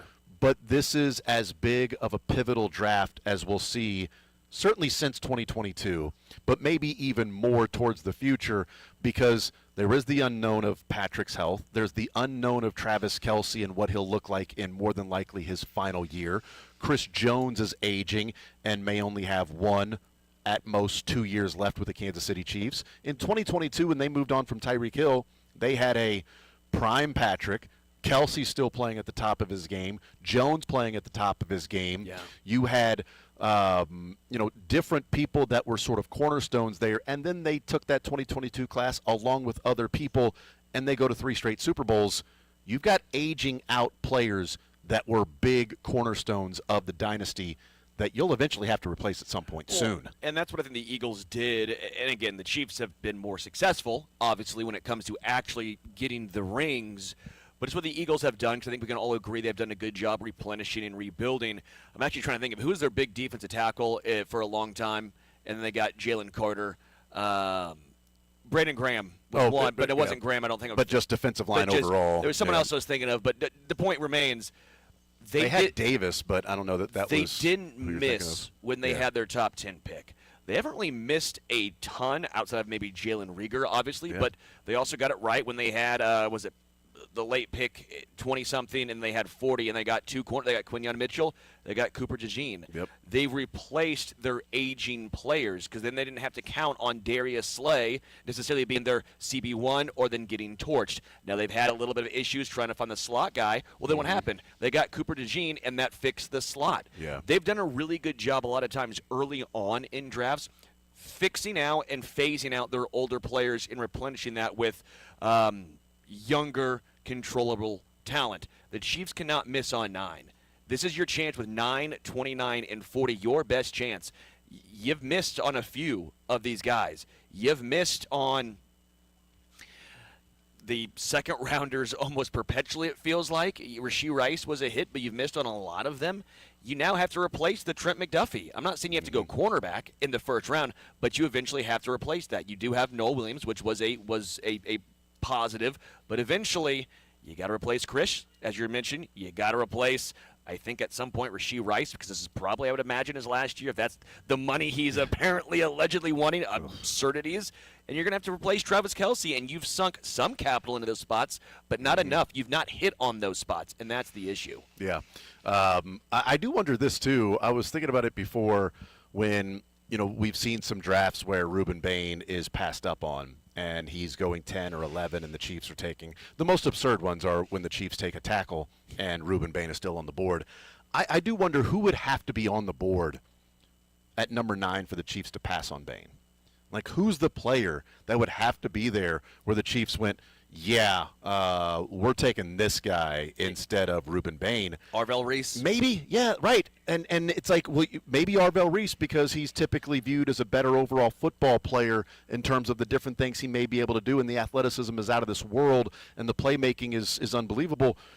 But if you're the Chiefs, or you're going, okay, we've got Arvell Reese, and we feel like we can use him different ways, or we feel like we've got our hopefully better, more productive version of Frank Clark on the defensive line that's just simply an AH that doesn't care about your health or well-being while trying to get to the quarterback and is also kind of a jerk on the field in a good way, that Frank Clark was a bleep you, I'm here, we're here, you're going to have to deal with us for the next 4 quarters.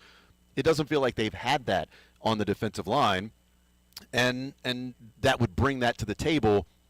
I don't know that Arvell Reese has that, that Frank Clark bleep you mentality of ain't nobody jumping off sides around here anymore. That was kind of, you take a shot at D Ford, who's not there anymore, but that was Chris Jones still does. Yeah, right. But that was the Frank Clark mentality when he got here and said nobody's jumping off sides.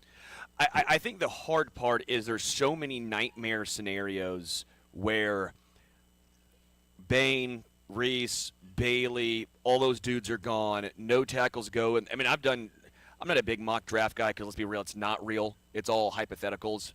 But I've done so many – I don't do a lot, but the ones I've done where your best bet at 9 has been either a tackle, a wide receiver, or Caleb Downs. Caleb Downs, yeah. And and almost in all of these, I find myself going, well, probably Caleb Downs, because I don't trust the tackles being either A, tackles or being that good. The wide receivers, I don't think that there's really a wide receiver one.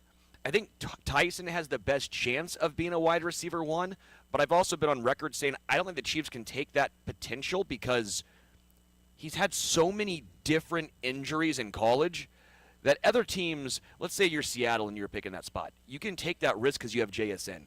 Let's say you are the Rams. Well, you have Puka Nacua and Devontae Adams. You're okay. You can take that risk of he might be a superstar, but he also might play 8 games a year. The Chiefs can't do that when you already have the uncertainties of Rashee Rice and Xavier Worthy, just him being a smaller guy, and we've seen, again, a couple injuries already. I don't know if the Chiefs can afford to take maybe, again, the highest upside wide receiver in the draft, but a guy who also might have the biggest concerns, because it's not just one injury. It's not even just Josh Simmons with the patellar. Yeah. We're talking an injury nearly every single year. I don't know if the Chiefs can afford to do that. Yes. We have a couple of random Chiefs jerseys that have showed up. We got an Albert Wilson. That's Albert Wilson. Albert Wilson, number two. Albert Wilson, yeah. Cyrus Gray? Carlton Gray. A number 23 Carlton Gray jersey, I feel like is going to be really tough to beat. The Albert Wilson one is nice. Yeah, Albert Wilson would have. Albert Wilson one is legit. If we didn't see Carlton Gray. Have you guys shown up together or just randomly showed up at the same time? Okay, I was going to say, if you guys randomly showed up at the same time, that would be amazing. Just walked in like, I've got an Albert Wilson jersey. I've got a Carlton Gray jersey. That is pretty legit. How did you get it? I feel like Carlton Gray is going to win. I don't know who can top that. I mean, yes, the Carlton Gray jersey is as random. He played as it 20 games for the Chiefs. Yeah, he played 20 games. Yeah, late 90s, right? 99. Why did you get a Carlton Gray jersey? Okay. Oh, there you go. Is that a real Carlton Gray jersey? It's practice jersey. That's a Carlton Gray practice jersey. A friend of his knew the equipment manager. He wore 23 at William Jewell, so he wanted a 23 Chiefs jersey, and it was Carlton Gray at the time. I feel like we have to. Oh, my God. That's unbelievable, That's man. a winner in my book. It's going to be difficult for the next couple of hours for somebody to beat a Carlton Gray jersey, but I want to see people try. Because it might be a random Royals jersey. It might be a Royals player that played like 5 games for the Royals or 10 games. Tough. I'm not sure. Maybe it's a Ross Glode jersey. I think Ross Glode might be the only one that's going to top that. He said, "Don't put it out. Don't let people know if you wear a Ross Glode jersey. Man, somebody strong. may have a Ross Glode jersey." Albert Wilson's good, but he was also a good player. But still, that would be a random Chiefs jersey to have at this point. Yeah, it is still a good strong one. Carlton Gray, that is the leader in the clubhouse right now. Impressive. Certainly. We'll take a timeout. We'll come back. We'll continue rolling, hanging out here at Rally House. We're talking about that. If you have not heard, we've got a $100 gift card, 3 of them, to Rally House. And we are at the Barry Woods Crossing location, I-29 and Barry Road, Rally House. We are giving away 3 $100 gift cards. 2 of them will be just simply register and win the drawing that we'll do at the end of the show. The other $100 gift card will be to somebody who has the most random Chiefs or Royals jersey that they wear in here to Rally House. And the leader in the clubhouse right now is a number 23 Chiefs actual practice jersey of Carlton Gray. The Carlton Gray that played like 20 games for the Kansas City Chiefs. That would be the leader in the clubhouse. But that's what we're doing here at Rally House today. We got Sports or Leisure at 1 o'clock. We'll continue rolling along. I do want to get into some college basketball at some point today. We'll continue right here on Sports Radio 810 WHB.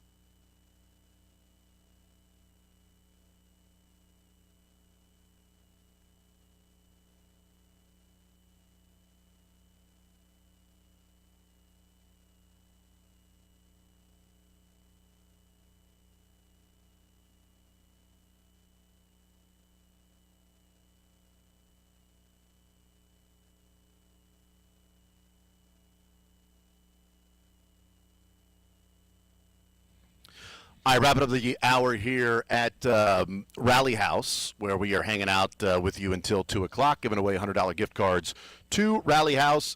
A couple of $100 gift cards will be given away in a drawing. Another one we're giving away for the random jersey contest. Also on Facebook, go and like and comment on the Facebook post, and one of you that have liked and commented will win a $100 gift card to Rally House. We'll take a timeout, come back, continue rolling, and talk some college basketball, some football, some baseball, and also something else that is in the works, kind of a big deal. We'll get into that very soon. Way to tease me. On the other side of the break. Masters going on as well. We're hanging out at Rally House, Barry Woods Crossing, but we'll talk about what that is right around the corner.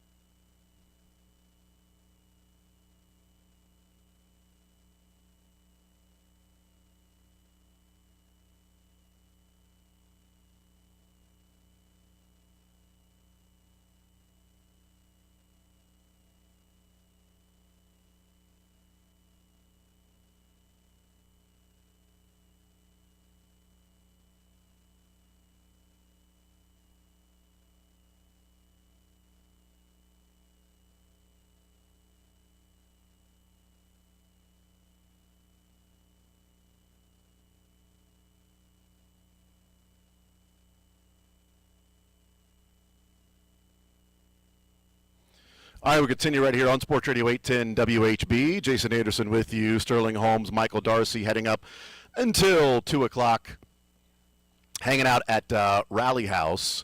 And the big news that's happening today with the city council meeting with Kansas City and the mayor, and a press release that's put out from the mayor in that a proposed $1.9 billion development to build a new stadium at Washington Square Park and Crown Center, completing the decades-long vision for downtown Kansas City.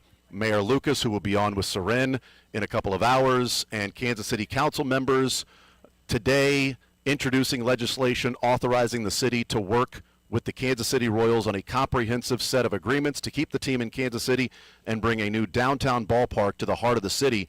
The legislation authorizes the city manager to enter into a binding team sheet, lease, and development agreements for the design, construction, and operation of a new stadium, office tower, and supporting infrastructure in and around Washington Square Park and Crown Center. The financing part of it. The proposed downtown baseball district represents a $1.9 billion investment in Kansas City's future. Under the ordinance, the city would commit up to $600 million through bonding, financed primarily through economic activity redirections from the stadium and surrounding development. The stadium site remains part of the Kansas City Parks and Recreation System. The state of Missouri is anticipated to provide support for the stadium development through the Show Me Sports Investment Act, which can fund up to 50% of qualifying stadium costs. Mayor Lucas says, quote, "The new Royals downtown stadium is not just a stadium development. When completed, it will be the largest single economic development project in the history of downtown Kansas City. The project, with a current estimated investment of $1.9 billion in our city's workers, our businesses, and our downtown, will deliver tens of thousands of guests to downtown Kansas City, 81 additional nights per year, and will have more than 300 days per year of year-round engagement, tourist activity, and conference, concert, and special event activation."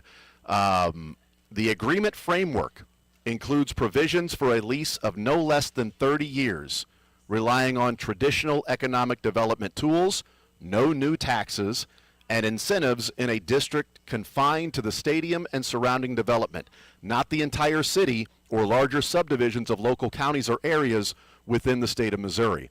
Community benefits will run to Kansas City's Parks and Recreation System in every corner of the city, ensuring the stadium benefits not only workers from across the city, but also kids and families seeing new playgrounds, ball fields, pools, and recreation in every end of the city, north, south, east, and west. The ordinance is introduced today, will move through the standard council process, including review by the Finance Committee next Tuesday at 10:30 in the morning. The Board of Parks and Recreation Commissioners also will review authorizing the legislation. So that is the news coming out of Kansas City today. And the big hurdle that they had to get through, and why some of this was waiting until today, was on Tuesday's vote, they had to have the earnings tax go through. If the earnings tax was voted down and extending the 1%, then this would not be a step that's taken right now. The biggest hurdle that the Royals, or at least Kansas City, Missouri, Royals, not necessarily a part of this. This is a Kansas City, Missouri thing in proposing this is the site for a stadium, now working with the Royals because it would be no less than a 30-year lease with this $1.9 billion stadium district. You would also want the Royals, who have said if it went to the crossroads would be putting in $1 billion. So if it's a $1.9 overall billion-dollar project, it'd be $900 million on the tab for the city, the county, the state. But they had to have the earnings tax passed on Tuesday. It was passed. That was the biggest hurdle. Once that happened, all of the plans that have been put in place for a long time, that they have been building towards this for a decent amount of time, behind the scenes, working with people behind the scenes, making sure the information did not get out before Tuesday's earnings tax because they needed it to go through. But you also don't want the information to get out and then the earnings tax doesn't pass. So they're doing their due diligence to be ready to produce something if, in the hopes of what they think will happen, that this is passed on Tuesday, they can then move forward with what has already been put in the work. You didn't want to start on Tuesday night when the results came in and go, okay, boom, now let's start thinking about Washington Square Park. Yeah. It's where are the locations, how can we have this without going to a vote so that you can entice the Royals to stay in Kansas City. And it's a little bit like, it sounds like the Star Bonds, where they will be bonding out and allocating resources from the stadium and the surrounding district that they build to then fund the bonds. They very specifically put here, and I think this is directly at a shot to the Kansas side and the Star Bonds, but he says incentives in a district confined to the stadium and surrounding development, not the entire city or larger subdivisions of local counties or areas within the state of Missouri. Because remember, the Star Bonds, when that was first talked about, was going to be specifically the new Arrowhead and the surrounding district that was built. And then they went and extended it out to a lot of different areas that now any new business created in those areas go to fund the Star Bonds. Sure. Mayor Lucas is saying, that ain't happening here with this. The funds to pay the bonding will be specifically within the district and the ballpark to go and pay for that at Washington Square Park. It is a huge announcement, and I can't imagine, although certainly could be the case, I think there's a possibility, but I can't imagine that the work would be done here without the Royals saying, yes, that would be a preferential spot for the new Kauffman. They were trying to go to the Crossroads. That was a plan that was haphazard in rolling it out. It was haphazard in the strategy of the whole thing. It was haphazard in all of the different things that had to change at the last minute. We're going to build over this street. Oh, no, now we're going to have access through this street. Well, that's in right field. How are you? We'll get to that. We'll figure that out later. Just vote for it right now. And you don't have to worry about the Chiefs and the Royals together, both of them now being taken care of by the states and cities, etc., without going to a vote. Mayor Q had talked about that in order to make sure the Royals would think that Kansas City, Missouri, and the county would be the best spot for them. How do you do that without going to a vote? Well, no new taxes. And one of the other issues, Sterling, was, okay, well, this is a city park that you would be going and building on and taking over part of that. Well, you can't really do that without a vote. Okay, so, or at least some of the things that you would have to get over those particular speed bumps. Sure. And if they say, yes, but the community benefits agreement, the CBA part of this deal is going to support all of Parks and Recreation across the entire city, not just this particular. So yes, are we sacrificing this park right here? We are, to create this place that will make downtown even livelier, while also being able to spend all of these hundreds of millions in the CBA on parks across the area to make all of them better.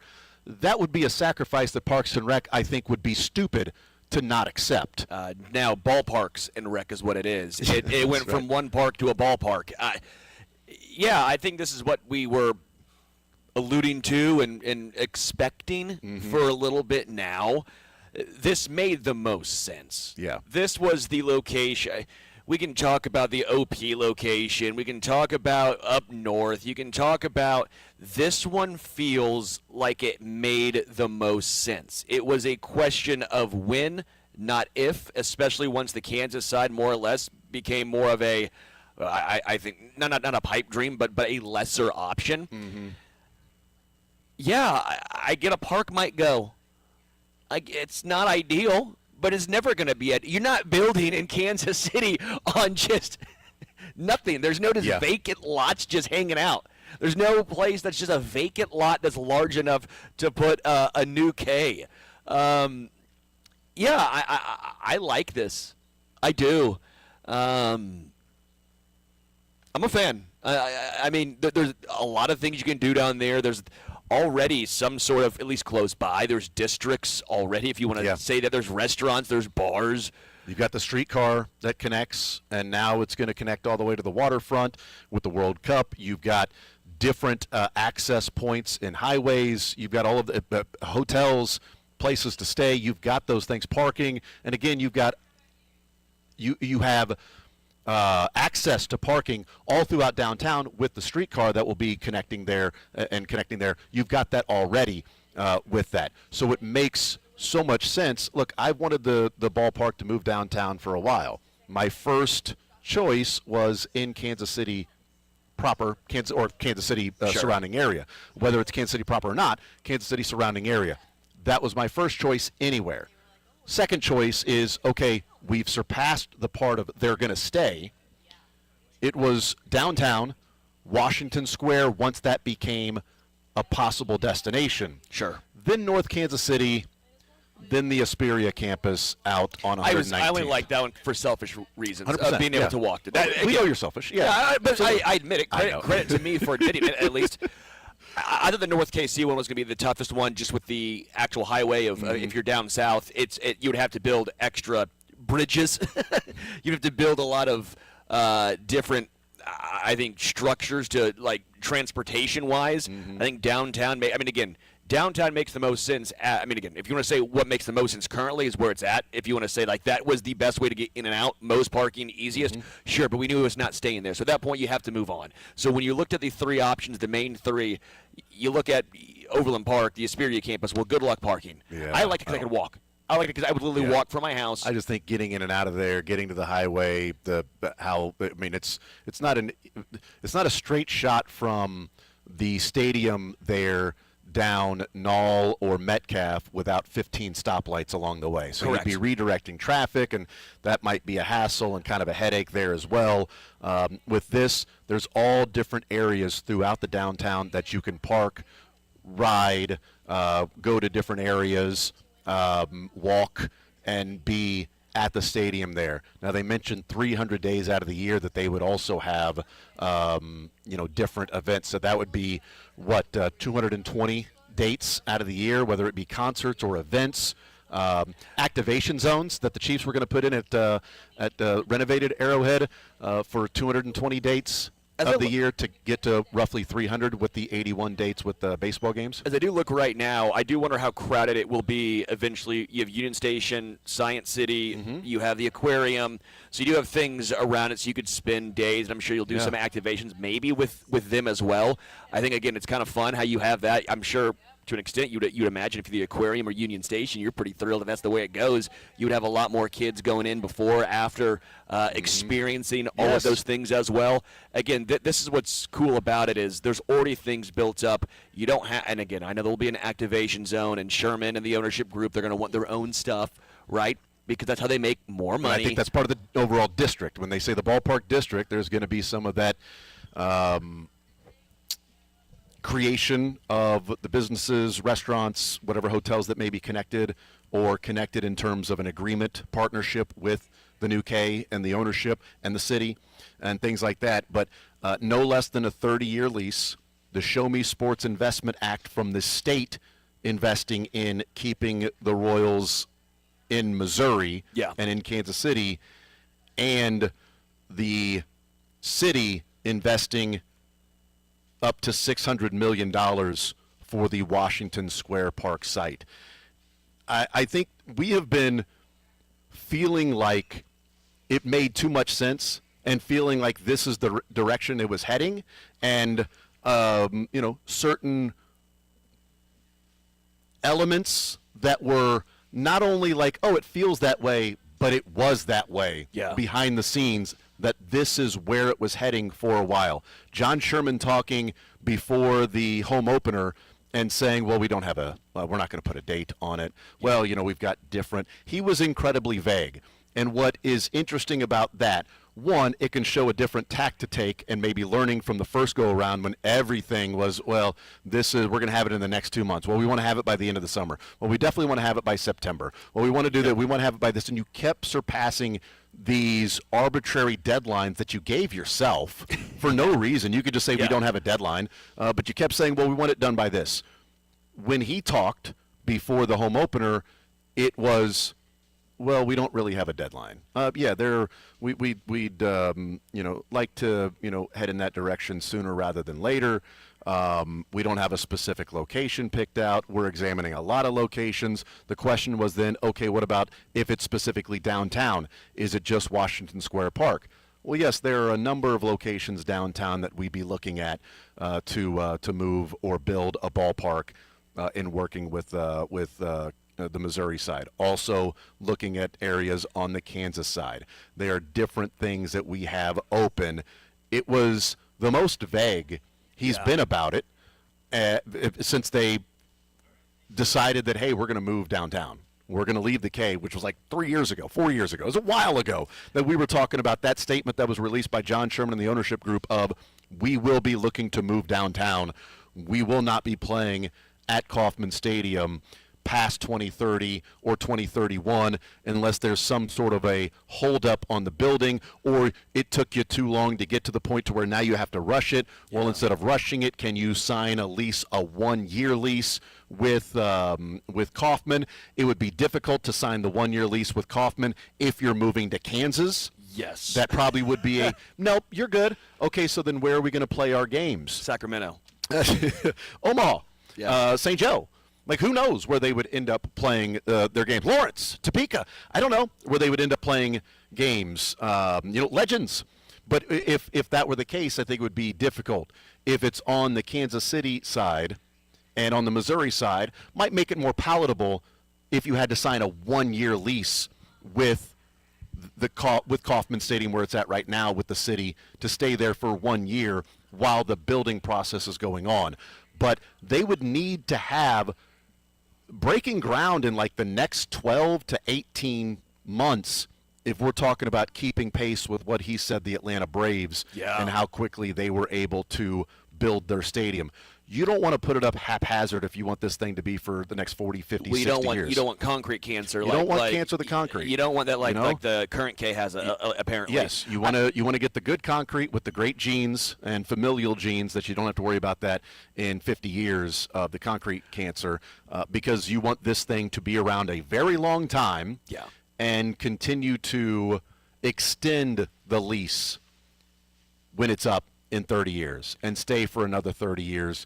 You want this to be the location for Kauffman Stadium and the Royals in perpetuity. So I'm going to get ahead of myself, but imagine the Royals winning another World Series. Then imagine your stadium is already downtown. Yeah. In the background, you're able to see the flags that are flying forever as you are probably sitting on the Union Station steps looking up there. I mean, again, I know I'm ahead of myself now, but just when you think of what can be and the gloriousness of celebrations, it does feel like this will be magical. Well, they had 1 million people down there at the Royals rally in 2015 when they won the World Series. I was there. Yeah, right. And that will then be the location where I'm pretty confident in saying that this is going to be something that the Royals are going to be very much on board with. And this being announced with the press release and in the council meeting of moving forward with the plan to develop the stadium and the surrounding district and putting in from the city $600 million that is not a new tax, that the community benefits agreement goes to the city's parks and recreation, because there is a city park that is there that would be part of the building area, a $1.9 billion ballpark, stadium, and ballpark district to move the Kansas City Royals. I've wanted downtown baseball for a long time, and Crossroads, that's fine if that's where they were going to go. Let's figure it out. We know the renderings and everything. We've talked about that. We've litigated it. We've discussed it, argued, criticized, complimented along the way. But after that did not go through and Washington Square Park became an option, this was choice number one for me that I thought was in the best interest of the city as well, for the Royals and Kansas City, keeping the Royals on the Missouri side. It's probably better overall moving forward if one side of the state line has one of the major professional teams if we're talking about equaling out the burden of the states of, because we'll hear the people will come out of the woodwork here starting very soon about how terrible this is an economic deal for the city and the state, and how the citizens of Missouri are getting screwed, and KC tenants will start to grift and do some of those things, and we'll see all of the people that you didn't care about until the last vote that will come back out and say how this is awful. We hear a number of those things. You can't please them. You just can't. At some point, because their only strategy is to be obstructionist, is to, well, no, we don't want to do, we want to change the entire country of how ballparks are done in the country. Well, great. Go start at a different city. Okay? We live in the real world. Yes. Okay. The real world is, if you want to be a professional sports team, you have to pay the professional sports team's tax. I like Omaha a lot. This is not trying to take a shot at Omaha. Love Omaha. It's a great city, a lot of fun. But Kansas City becomes Omaha without the sports teams. I mean, again, it's a fun city, but how many people are saying, yeah, I'm going to Omaha just for anything but the zoo? Anything. Or the College World Series? Or World Series. I like Omaha. And you'd have, I love Omaha too, but that's my point. Yeah. You'd have the Big 12 championship, hopefully here. They have the College World Series. Yeah. I mean, College World Series is bigger, but I mean, that's what you're looking at without the Royals and Chiefs. Yeah, go look at any of the cities that may have had greater populations back in the day and don't have pro teams. I mean, it's a part of the growth of a city, and maybe some people are, on the opposite side. Or maybe some people are pro shrink the city, pro do not grow and expand and evolve. That's not me. I'm pro expand, evolve, become viable, attracting talent across the country to live in Kansas City, to stay with businesses. And I'm not talking about talent when it comes to the athletic side.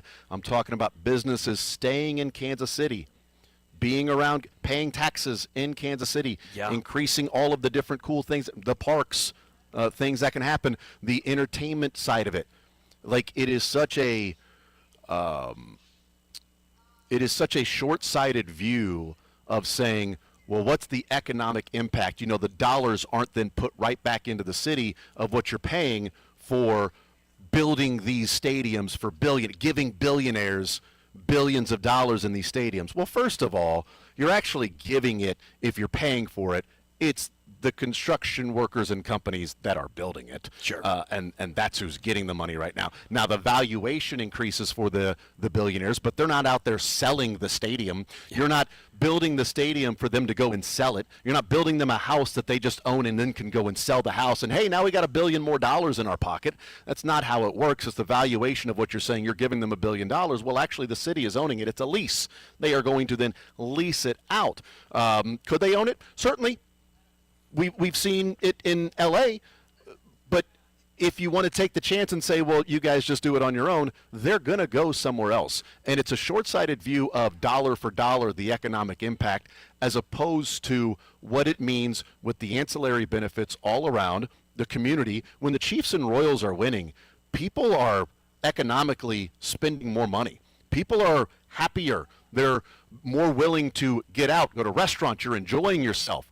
And without that, you start to shrink. You start to lose different things along the way. There are economic benefits that aren't just on a spreadsheet of what it is for having pro sports in your town.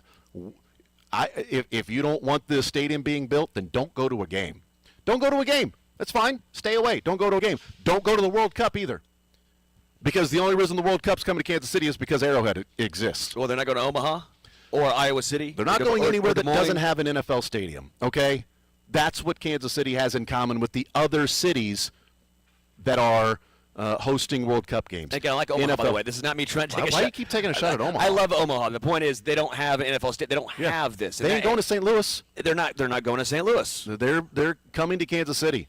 And if the Chiefs and Arrowhead wasn't in Kansas City, we'd be watching from afar and asking how long do we have to drive to get to a World Cup game instead of here. And also by virtue of that, they have then attracted not one, not two, not three, but 4 countries to base camp here in Kansas City, which will then bring their fans coming to Kansas City to either watch their team train or be around the team or be around just the city and the fan fest and the parties and things that are going to be going on around the World Cup. Put that on your spreadsheet. Put that on your economic, impact on the spreadsheet of dollar for dollar that's there. Well, no, that's not specifically with football. That's not specifically with what the city gets when people show up to the games. That's not what that is. I'm talking about the dollar for dollar. Well, I'm talking about think a little deeper there, dork. Again, they're not going to OKC. There's a lot. They're not going to Louisville. They're not going to Memphis. They're not going to Louisville because Louisville passed up on professional teams. And they were passed up by Indianapolis and Nashville. Well, and now they want some. And now they, right. It's too late. Yeah, and they would also like to keep their businesses. But you know what else it is? It's too late because those businesses are leaving. You know why? Because they can't keep talent. They can't keep the people in town to then work at the businesses and stay there because, well, what are we doing? Well, I got to be a college fan to go and enjoy something here. Well, I'm going to move in different places. I'm going to go work for this company because I'm just not having fun at this particular city because I don't have anything in common with it. Well, Kansas City, you got a lot of stuff to do around Kansas City. You got the Legends, you got the downtown, you got T-Mobile, you've got Arrowhead, you've got Kaufman, you've got concert venues, you've got a lot of different things around here that you can go and enjoy if you are a transplant. And we see a lot of people that are transplants that come to Kansas City and stay. Yes. I don't think they're doing that if you don't have the professional sports in town. They may do that. But I can tell you from a city that turned those things down and was surpassed by Indianapolis and Nashville, they ain't staying there. Now, maybe it's different if you don't have as easy access of an hour and a half north or 2 hours south of you to go to a bigger city like that. I don't know. But this is what I've hoped would happen. I think it is in the best interest of the city to have a downtown ballpark. I want to continue to see the city vibrant and growing and stay on pace with others. John Sherman said something that I will continue to say that I absolutely loved, and he totally endeared himself with Kansas City fans and Royals fans and Chiefs fans and Kansas City citizens and those that love the city is Kansas City punches above our weight. Yeah. And we know what we offer. And the fact that the World Cup FIFA saw that, and the fact that 4 different countries are base camping here because of what we offer tells a story. Patrick Mahomes is, one of the most famous people in the world and certainly an NFL player. He lives in Kansas City. He's invested in Kansas City. He's investing in the Current and Sporting and the Royals. Travis Kelce and Taylor Swift Taylor Swift is living in Kansas City. Yes, she's got a house in Nashville and New York and elsewhere, but they're in Kansas City. Yeah. So what? Because there's also things to do. Now, they can do anything they want, probably. I don't know if that's really what it is. Probably just because Travis Kelce is living here right now. I don't know. They go to Lewis Park all the time. I see him walking around. Just you go different places. I'm not sure they're just out and around, just going no to different way restaurants. Alex They're not just Dave said and that. Bustering it on a Wednesday. I said they go to Lewis Park. Alex goes, wait, really? Probably not. I don't think so. Are you serious? Really? No. We'll take a timeout. We'll They come love back. roses. Yeah, they're walking. We'll get into a little bit more of this right on the other side of the break, hanging out at Rally House. More Zone next.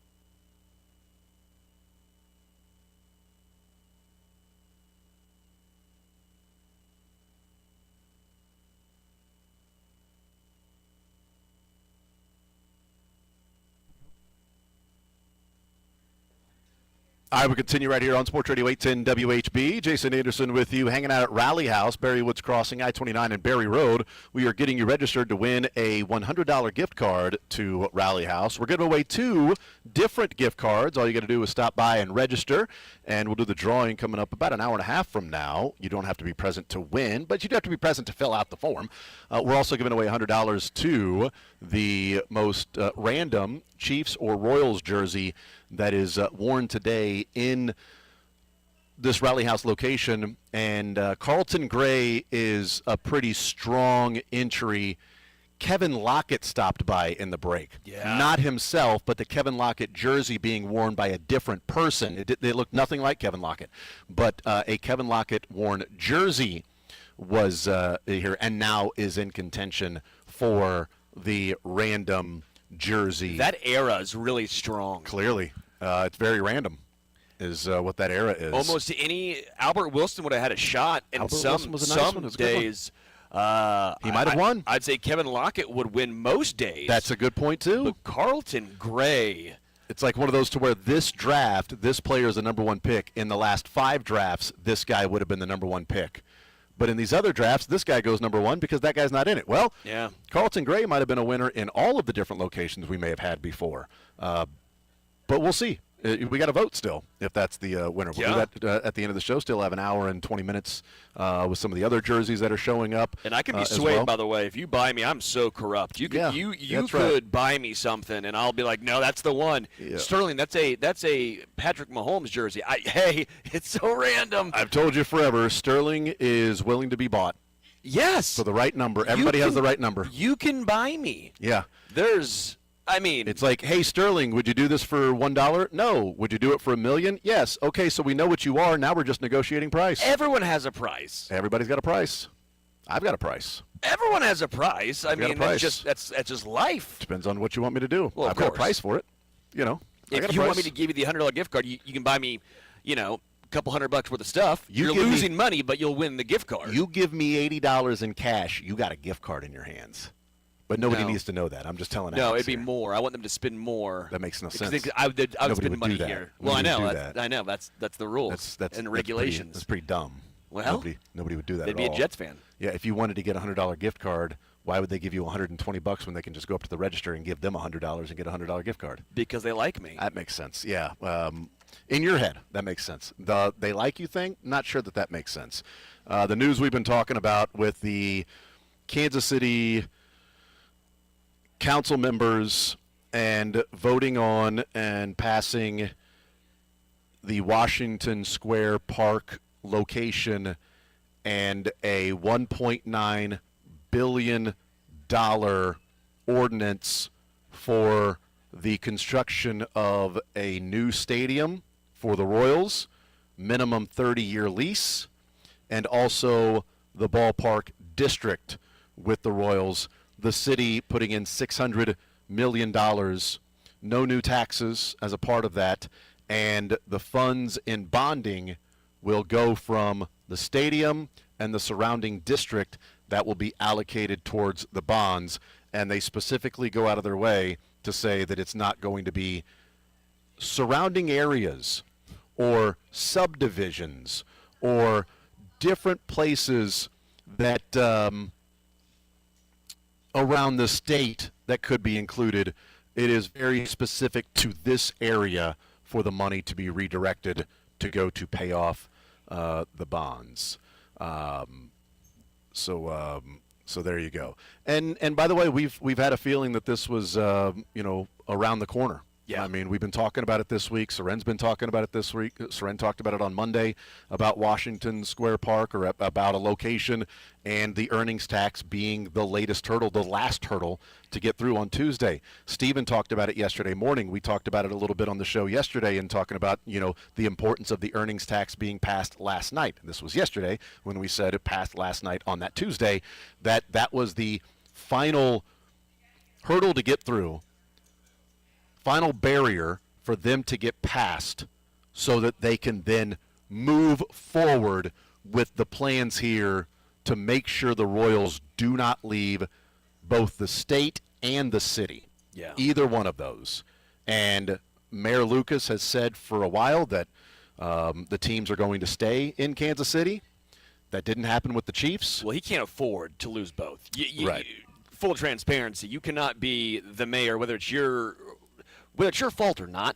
Mm-hmm. You're still the one who is the mayor at that point. You were not able to afford to lose. Once the Chiefs left, you had to do everything. I don't care. You got to keep the Royals. You cannot let both teams move states, let alone, I think, even move out of the county. I think that even that would be pretty rough. Yeah, I mean, going back to the vote to renovate Kauffman Stadium in Arrowhead back in the 2000 aughts, 5 or 6, whenever that was, and if that were to get voted down, the thought around that was that the Royals would then move downtown. They would then change the plans from a renovation of Kauffman to then moving downtown, if that plan were turned down. It was voted on, it was approved, but it was also approved without the rolling roof, which, was that ever going to be a possibility? I don't know. 2012. It was a couple years before. It was like 2005, 2006 when that voting took place, because then they were going to get a Super Bowl, and we talked about maybe the 2012 Super Bowl was the Super Bowl that was played. That it was the All-Star game, because it was done by then, because they did something then for that. Yeah, because there was I can't remember which Super Bowl it was. That they're like, well, this would have been the Kansas City Super Bowl if they voted for the rolling roof. They didn't do that. It was the renovation. But if both had been turned down, because it was voted on and approved for the renovations, but not the rolling roof, so it was kind of the middle ground that I thought was the worst scenario. Sure. Which is what came to fruition. But the Royals were then going to more than likely change their focus to downtown baseball, a downtown ballpark after that. Well, that didn't happen. 20 years later, they're still looking at their focus of moving out of Kauffman to a downtown stadium. It was not the best rollout that we've ever seen for a plan that was going to be almost $2 billion. Yeah. $2 billion plan, you'd like to have your ducks in a row, T's crossed, I's dotted, for when you let the public know this is what's happening. You'd like to have different locations pretty much set that they are all begging you to come to that spot and you get your pick of what's best for us.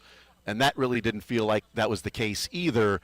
And all of the different deadlines that were self-imposed that then were surpassed, and it looked like nobody was in charge. Who's running this over there? Who's coming up with this particular strategy?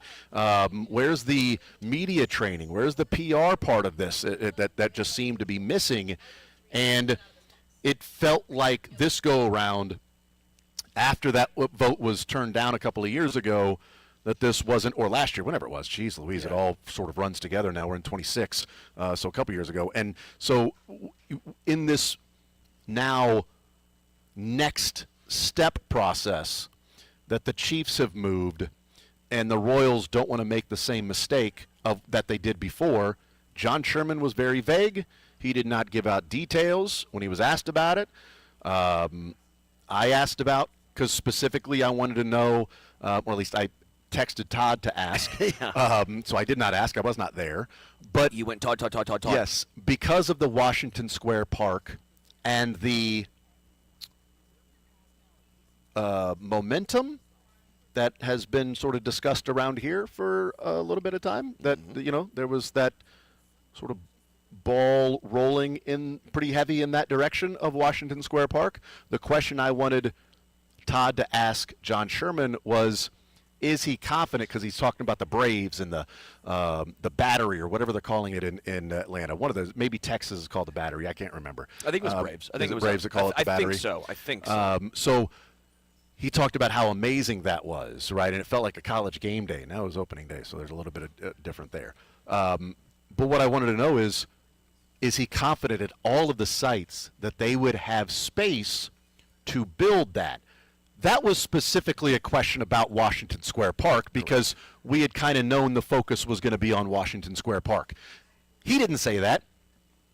That's been something that's been talked about right here on Sports Radio 810 for a while, and talked about this week. Again, Seren on Monday saying it's pretty close, guys. Like, I know that we've talked about and they haven't set this deadline, but what we are telling you is it's right around the corner. That there is a pretty good feeling that we're going to find out pretty soon where the location is going to be, that the focus for the Royals and the city is going to be on. Tuesday the vote happens. Yesterday they start to get aligned. Today with the council meeting and getting this $1.9 billion project in order with financing options and a 30-year lease to then let the public know this is what's going to go on. And the next step will be the Royals then picking Washington Square Park site to get behind. And I am really interested to see what the district looks like, because I don't know how it will fit in to the different area around there and some of the renderings of what Washington Square Park could look like. Because there are already some things built up around there. And then also when you build a district, that takes away from the parking. Yeah, so you would have parking garages around there. I think there's only one building you'd have to buy out of. You're not eminent domaining anybody or anything like that. But there are a lot of parking garages that you would think, okay, so you keep the parking garages to go to the Royals. Yeah, that won't be a nightmare. Yeah. Or you tear those down and you do the exact opposite. You don't pave Paradise and put up a parking lot. You pave the parking lot to put up a baseball paradise for those around here. And with the streetcar, you have access to lots of different parking spots throughout downtown. I will say this. I'm with you. I don't argue. How many people are actually going to use that? Well, I don't disagree. Yeah. Because people, it's a great thing to say, and then you're like, yeah, well, other people can use that because I want to park my car.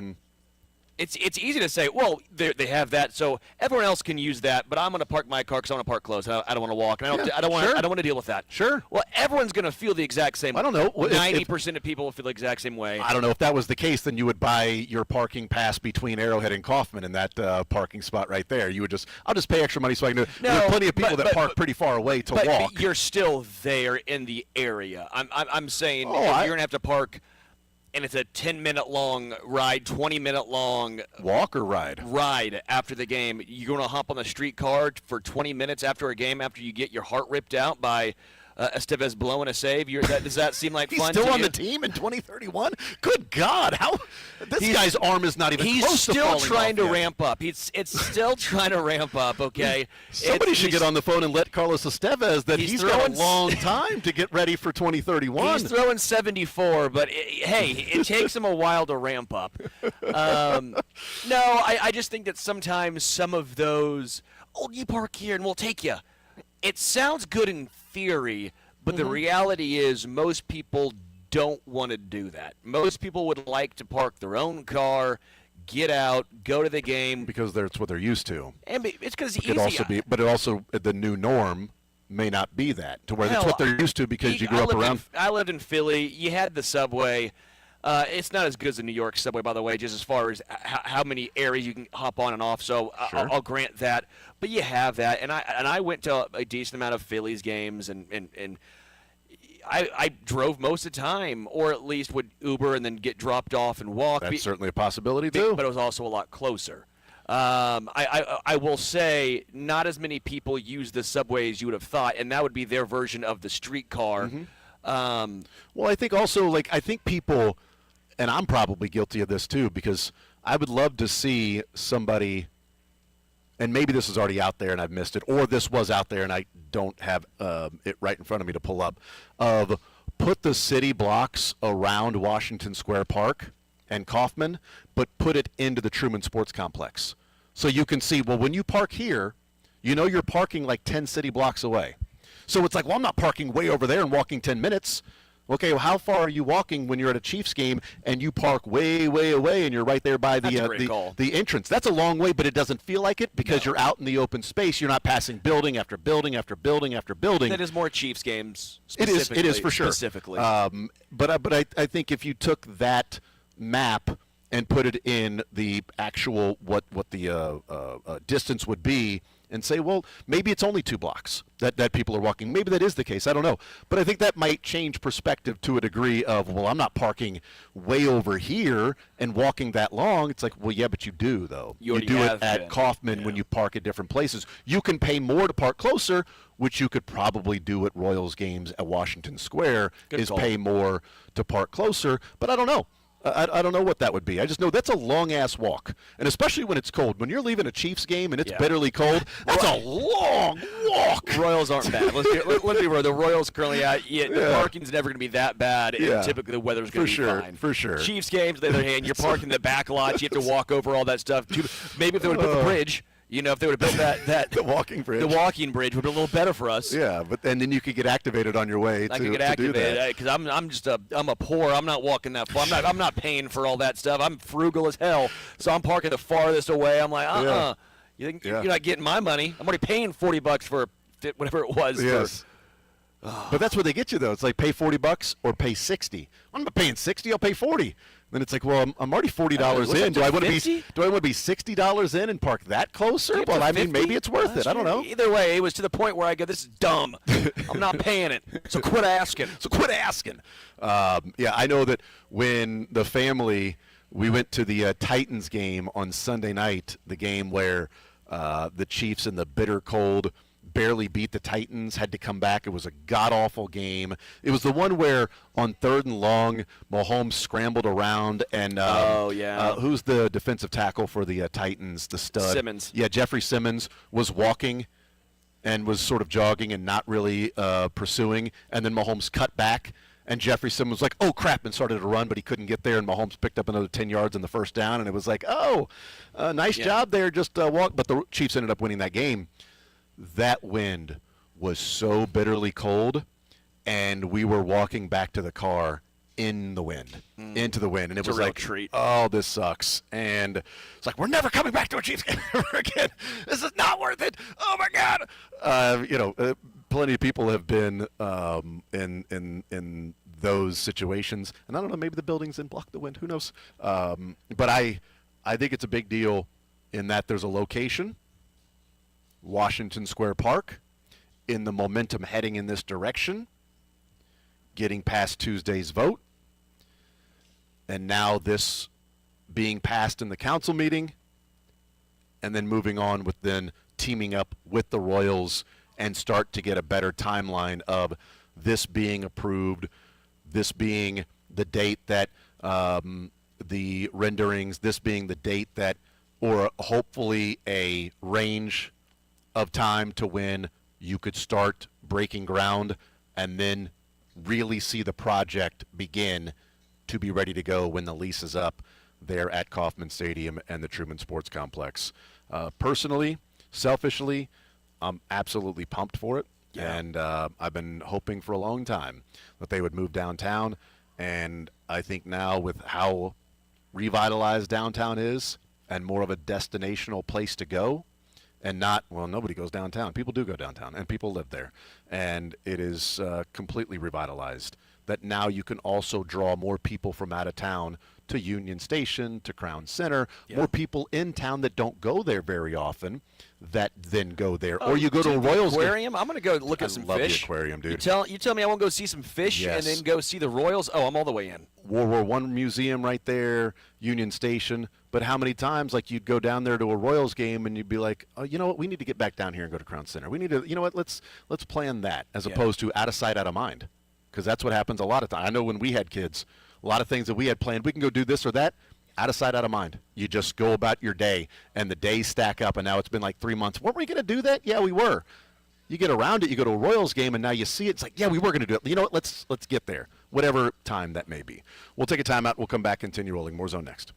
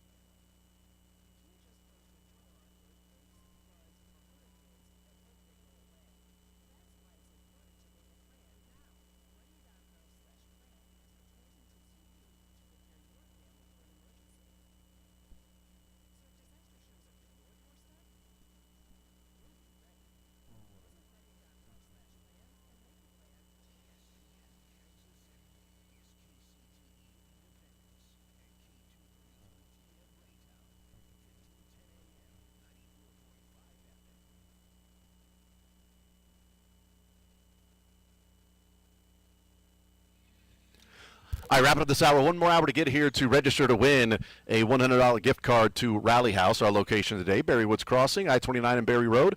Simply show up, you fill out the registration form, and we're going to do a drawing coming up in about an hour. And 2 different $100 gift card will be given away to 2 different winners. And then, of course, the random jersey for the Chiefs and the Royals. We got another $100 gift card for that. And we just saw Reed's Nuggies. Reed's Nuggies is here. We just saw Reed's Nuggies. I finally saw Reed's Nuggies, and I have wondered what Reed's Nuggies look like for a long time. Yeah. You know? What you thought? Exactly what I thought. Expecting, yeah. Yep. I would say Absolutely. exceeded expectations. 100%, man. Yeah. You know? He can bake, too. He dropped off some cookies for us a couple weeks ago. That was nice. Sports or Leisure next.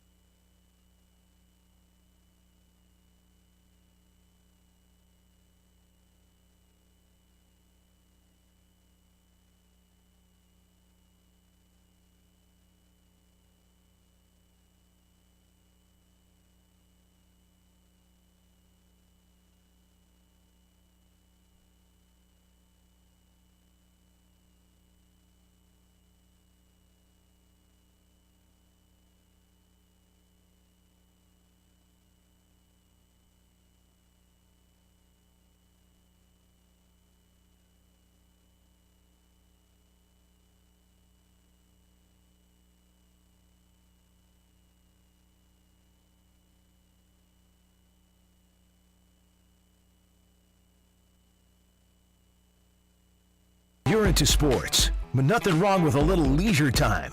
Why not both? You're going to have a heart attack by the time you're 40 if you don't learn to relax. It's time for sports or leisure on The Zone with Jason Anderson.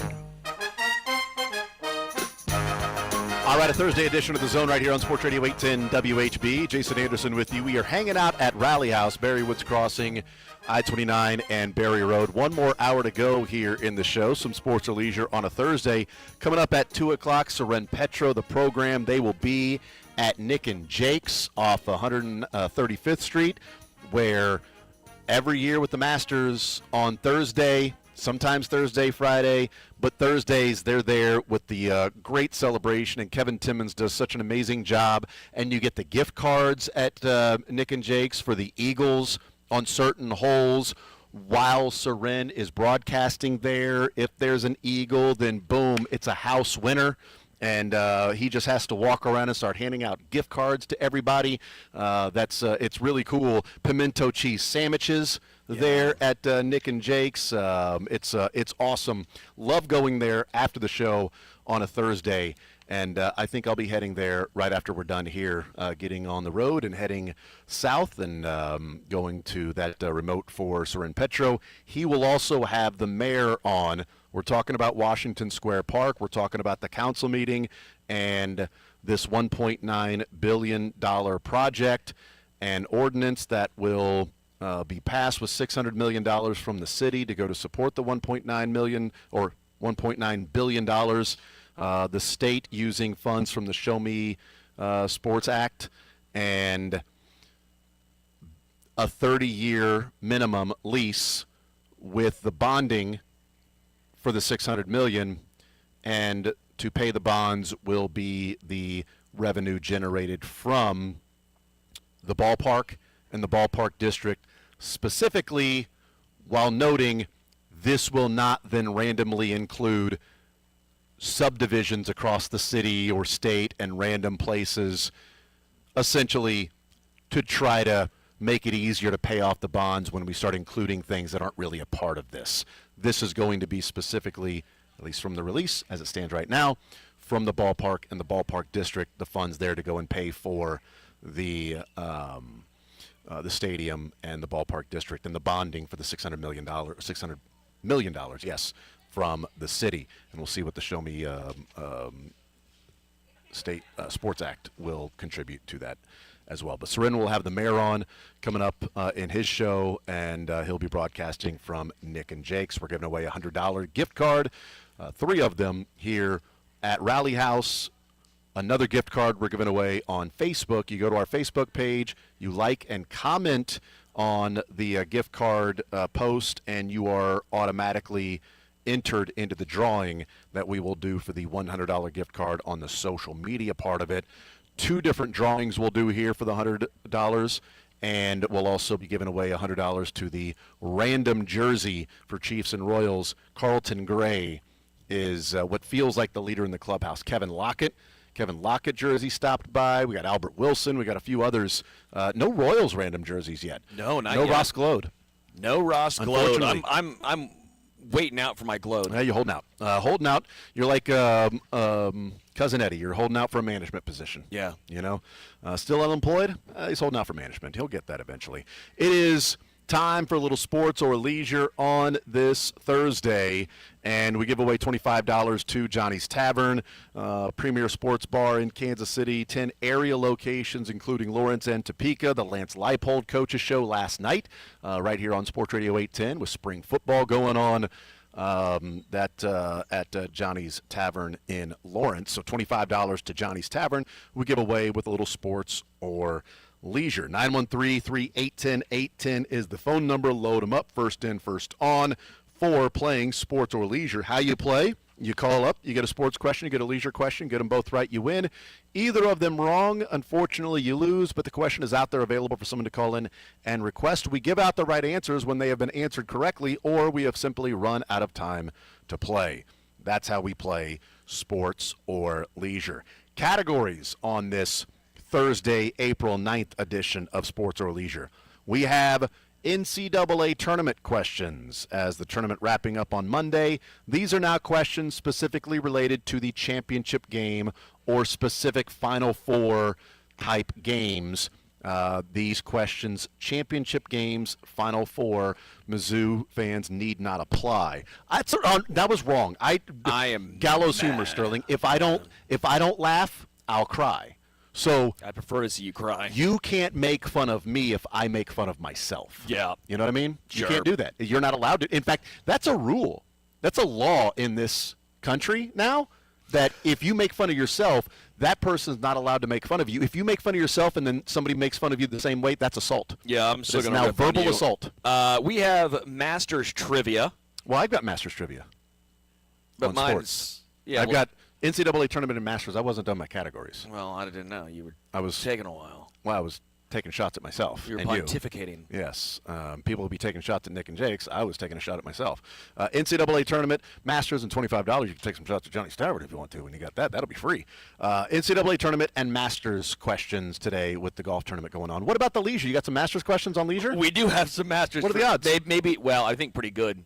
Honestly, they're probably pretty good. That there was. I think Masters is. Alex, would you say Masters is more sports side? Mine are kind of leisurely questions, though. Okay. All right. We'll see.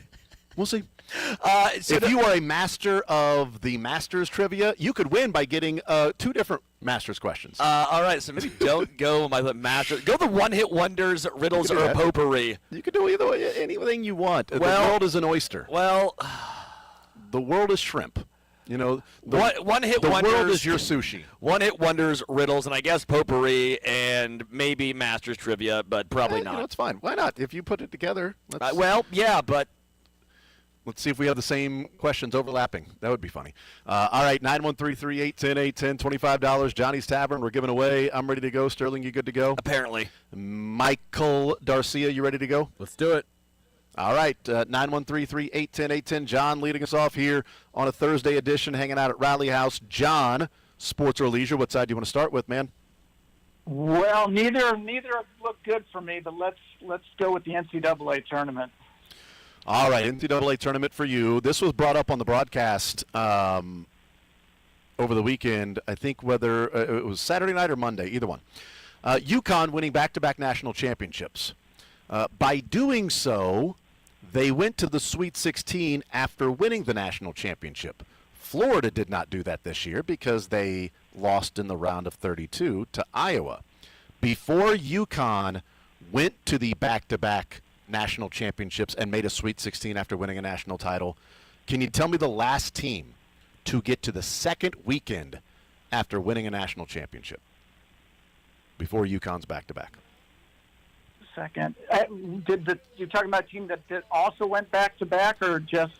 Nope, just the reason I ask it is because it's incredibly rare. For what we're seeing in college basketball is you win a national title, you're not getting back to the second weekend the next year. Oh, I was thinking about 8 years prior to that one. I was thinking Okay. to. By winning a national championship, then getting back to the Sweet 16. Louisville did it in 13-14. Yeah, because they lost to Kentucky, but it's not. But it's since then. And so obviously it's not Florida. And it's not Florida. Yeah, right. that's I was thinking. Florida. I was thinking of has it been that long? But no, it's a pretty decent streak of winning a national title and not making it to the Sweet 16 the next year. Before UConn, who did it last? Oh, God, I'll just throw it. It's a total dart and say North Carolina. I know it's wrong. North Carolina is actually not a bad guess. Yeah, not a bad guess. Not quite. Yeah, but solid. Solid guess, actually. And when you hear the answer, John, you'll be like, yep, that was a really solid guess. Thank you for playing, man. As always, I appreciate it, brother. 913-381-0810. We go to Avery next up on Sports Radio 810. Avery, sports or leisure, what side would you like to start with? Can I do one-hit wonders? One-hit wonders. Well, Avery, I'm too sexy for my shirt. Too sexy for my shirt. That is right said Fred. Fred said that about me. Did he? Fred said, you're too sexy. You know what Frankie said? Relax. Yeah. That's right. Luckily, I don't have a Frankie Goes to Hollywood on this. Well, you know what? It just goes in line with the different ones that you've ruined before. On all my questions, I can't remember what category it was that you kept like saying. Well, there's this thing too, and well, there's also that play. I'm like, shut up! It's not my fault that I know ball, dude. Oh, is that right? Solo ball. All right, Avery, on to the sports side. We've got NCAA tournament, and we have questions about the Masters.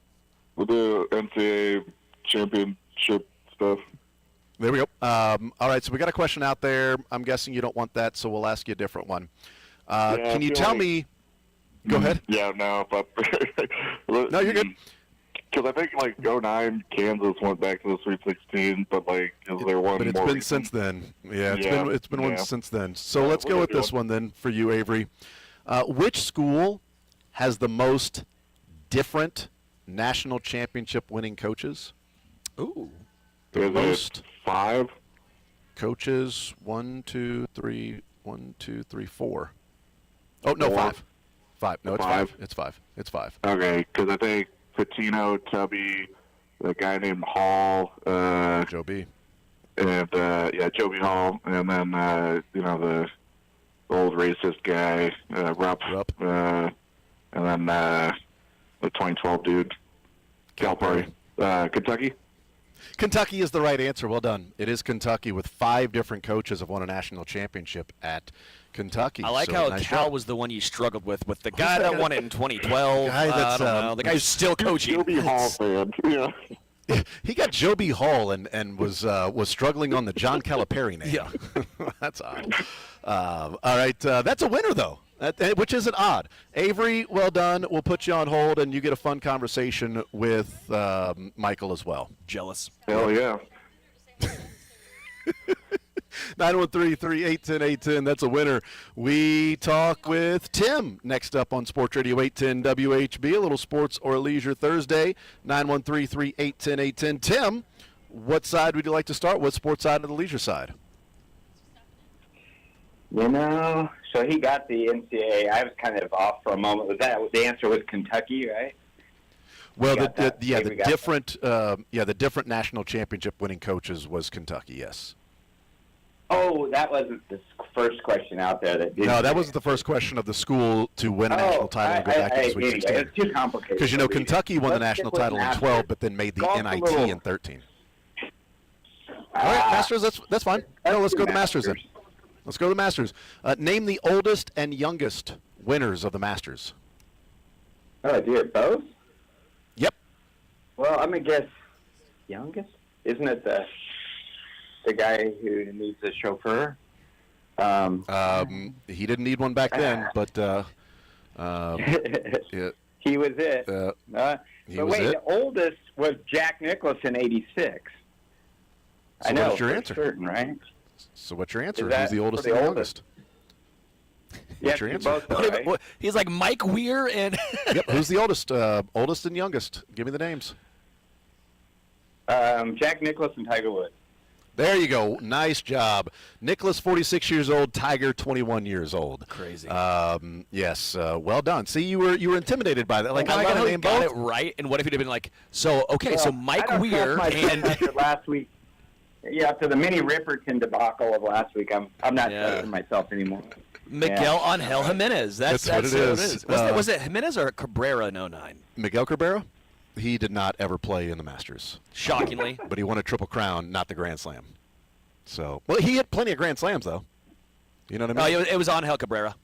Oh, sorry. You say Angel, I think Miggy.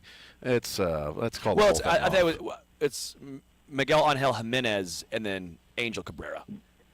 Nope, Miguel Cabrera. Combine the two. Over to the leisure with Sterling. Or Angel Cabrera. All right, Sterling. Were there riddles this week or just potpourri? Yeah, there's riddles this week, baby. There's always riddles. We can riddle them. Are there always riddles? Always riddles. Always money in the banana stand. My one-hit wonders streak is haunting me, so I really like the one-hit wonders, though. I've usually done well there, but not recently. So you want a riddle? So which one? Why not? All right, this is fun. Yes. What kind of tree can you carry in your hand?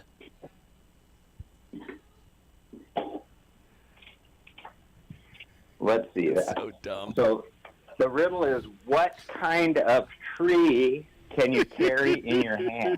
This is Yeah. Yeah. I got it right. Yeah, you so guys.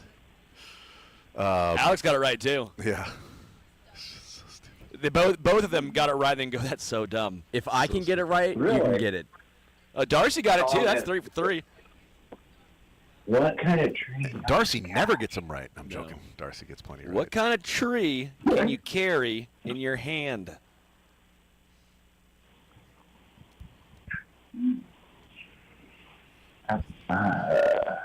Yeah. I carried it all. Oh yeah, the listener got it over here. Yeah. Yeah. Oh, there you go. Yes, you it's nailed not it. Like, I'm thinking Yeah. hand literally You got as it. in a part of your body, not a card game hand. Right? Is that right? No, it's a real tree. Not a card game. It's a real tree. Yes, not a deck of cards. You know, you get a hand in a card game, right? So I'm just Yes, you thinking do, but it's not that. outside the box. So I'm overthinking it. Okay. You're overthinking. You are way overthinking it, I promise. It's dumb. Yeah, just say what Palm you're tree. probably Palm tree. Yes. Yeah, it's palm tree. Palm tree. Yeah, Yes. it's a palm tree. You can carry a tree. tree in your hand. That's a palm tree, baby. Yeah. Now Amen. you can't actually carry a palm tree. Well, a baby palm tree. I guess you could carry a palm tree as you go to plant it. That's right. Yeah. Pretty much every single baby tree would be a palm tree Yeah. then, if you're carrying it in your hand, right? Or maybe a bicep tree or a wrist tree. Lots of different trees. Yes. Tim, that's a winner. Well done. We'll put you on hold and get your information. Congratulations, sir. Awesome. Thanks, Nice. guys. Have a great day. Nice job. Yes, sir. We need to take a timeout. We'll do that. We continue rolling along from Rally House. We'll do the drawing coming up in 40 minutes. 2 different gift cards to Rally House. We'll be giving away $100 in a drawing. We're also giving away $100 to the random Chiefs and Royals jersey wearer here at our location, Barry Woods Crossing, I-29 and Barry Road, Rally House. We continue with more Zone, $25 to Johnny's Tavern. We're playing some sports or leisure. Mayor Q will be on with Seren coming up in his show, talking about the $1.9 billion with a minimum 30-year lease for the Washington Square Park location for the Royals that will be passed. We will take a timeout. More Zone next.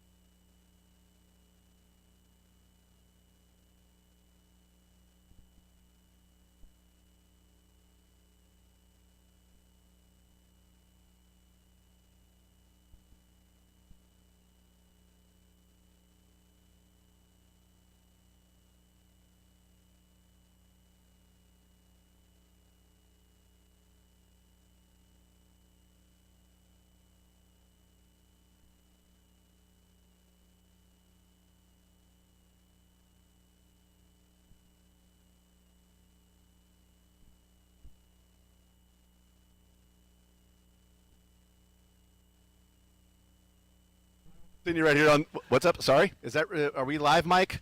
Are we on? The mic's on? Or the mic's on right now? These mics are on. I don't believe you.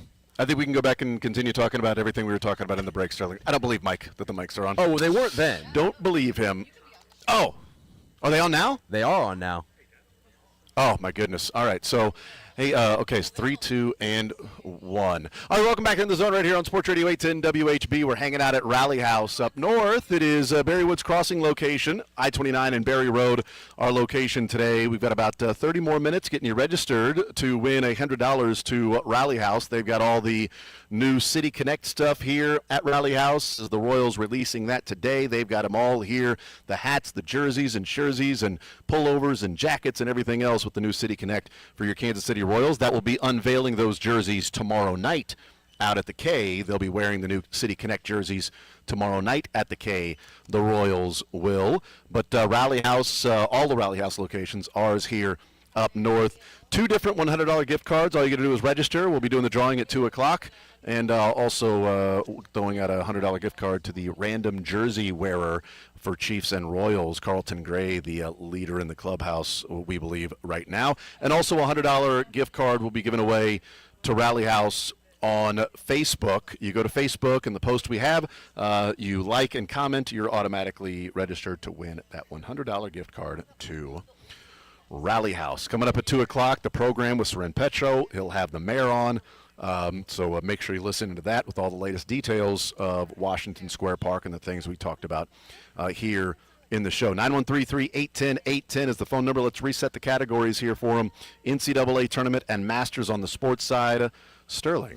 We have riddles. We have one-hit wonders, and I went through and checked. We have the leisurely side of the Masters. The leisure side Masters. Yes. So the Masters. When he asks Masters questions, he must Jim Nance low talk while you ask those questions. Very quiet. Discussing the Masters. Hello, friends. In your lifetime. That wasn't Nance. That was Vern. Well, I don't care. But Vern was amazing. But Vern was just Masters in general. In your life. 913-381-810 to the phone lines we go, and we bring in T-Box next up to play a little sports or leisure. $25 Johnny's Tavern we're giving away. T-Box, what is up, brother? What side do you want to start with? Hey, let's start. Do you have any rock one-hit wonders left, Sterling? No. Oh. No. Not butcher it. I'll try a potpourri, because I would miss that riddle. I was thinking family tree on that last riddle. So let me try potpourri. Yeah, but you can't hold a family tree. Oh, that's interesting about family tree. I would consider you got the lines in your hand. Yeah, I would consider that. I don't know if I would have loved it, but I would have considered that. All right. Because people can read your palm, and that might be family oriented. But go ahead. Sorry. Potpourri. What is the tiny piece at the end of a shoelace called? It's the tip. God, it goes through the Just eyelet. the tip. I don't have a clue. You're actually really close. It's not eyelet. That's what it goes through, but you're very close. 3 of the same letters are in it. The lit's the same part at the very end of it. Oh, really? It's an eyelet and a... Lacelet? Bracelet. Oh, that's, I kind of like that answer, just based on intelligence of putting that together. You're close. You're so close. It is 5 letters. Oh, it is 5 letters. Violet. Can I get a sounds like? 5 letters. Sounds like. Can you give me a clue what the other 2 letters are? No. Yeah. You know what? If you're are there any duplicate letters? If you're a farmer, you probably work in this sort of field, or at least wheat field, rye. No, not a wheat field, but like your profession is in this sort of area. Aglet, yeah. Yeah, it's an aglet. Oh, nice. I was going to say croplet. It's agriculture, aglet. Aglet. That's pretty good. Aglet. There you go. All right. We learn in the show. We learn. If we do, we learn, or we laugh, or we get neither accomplished. Yeah. One of those 3 things typically happen. All right, on the sports side, we got NCAA tournament, and we have Masters questions. What say you, T-Box? You know, since you gave me such a great hint on the last one, I'll take a ballpark guess on the question that's out there. and that will at least about eliminate the this team. Okay. If it's not, how about Nova had quite the run? How about Villanova? You know, it is not a bad guess because of that 2 of 3, but they lost in the second round after winning the first championship.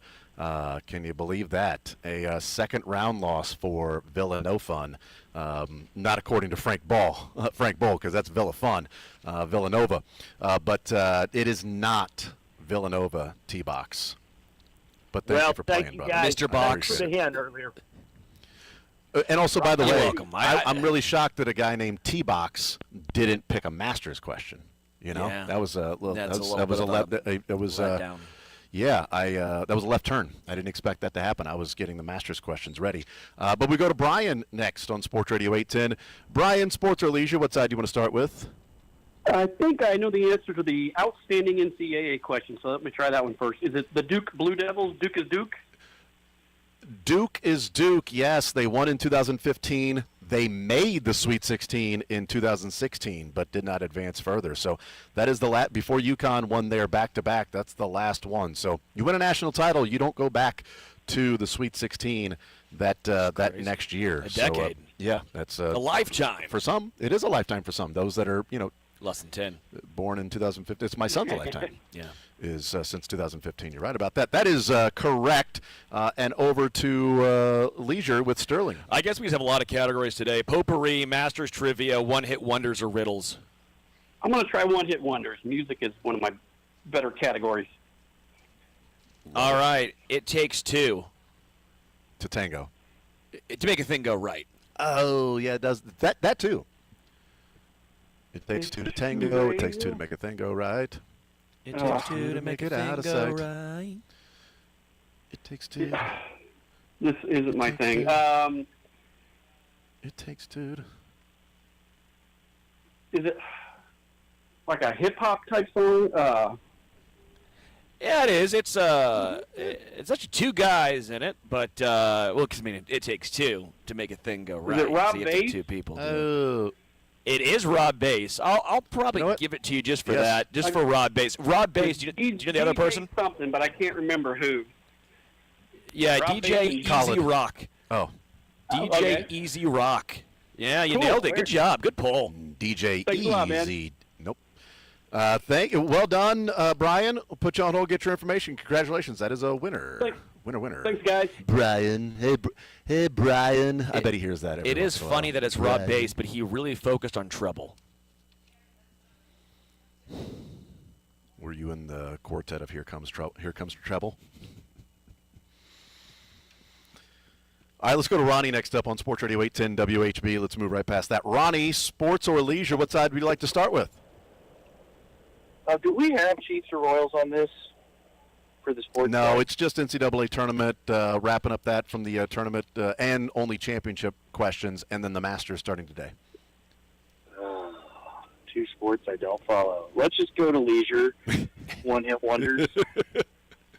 There you go. Let's get past that, and then we'll come back around. Circle back around. Play that funky music. White boy. Oh, play that funky Cool in the music. Gang? No. Really? Was it? Hold on.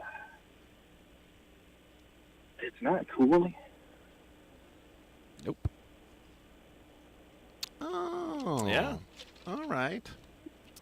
I thought it was Vanilla Ice this whole time.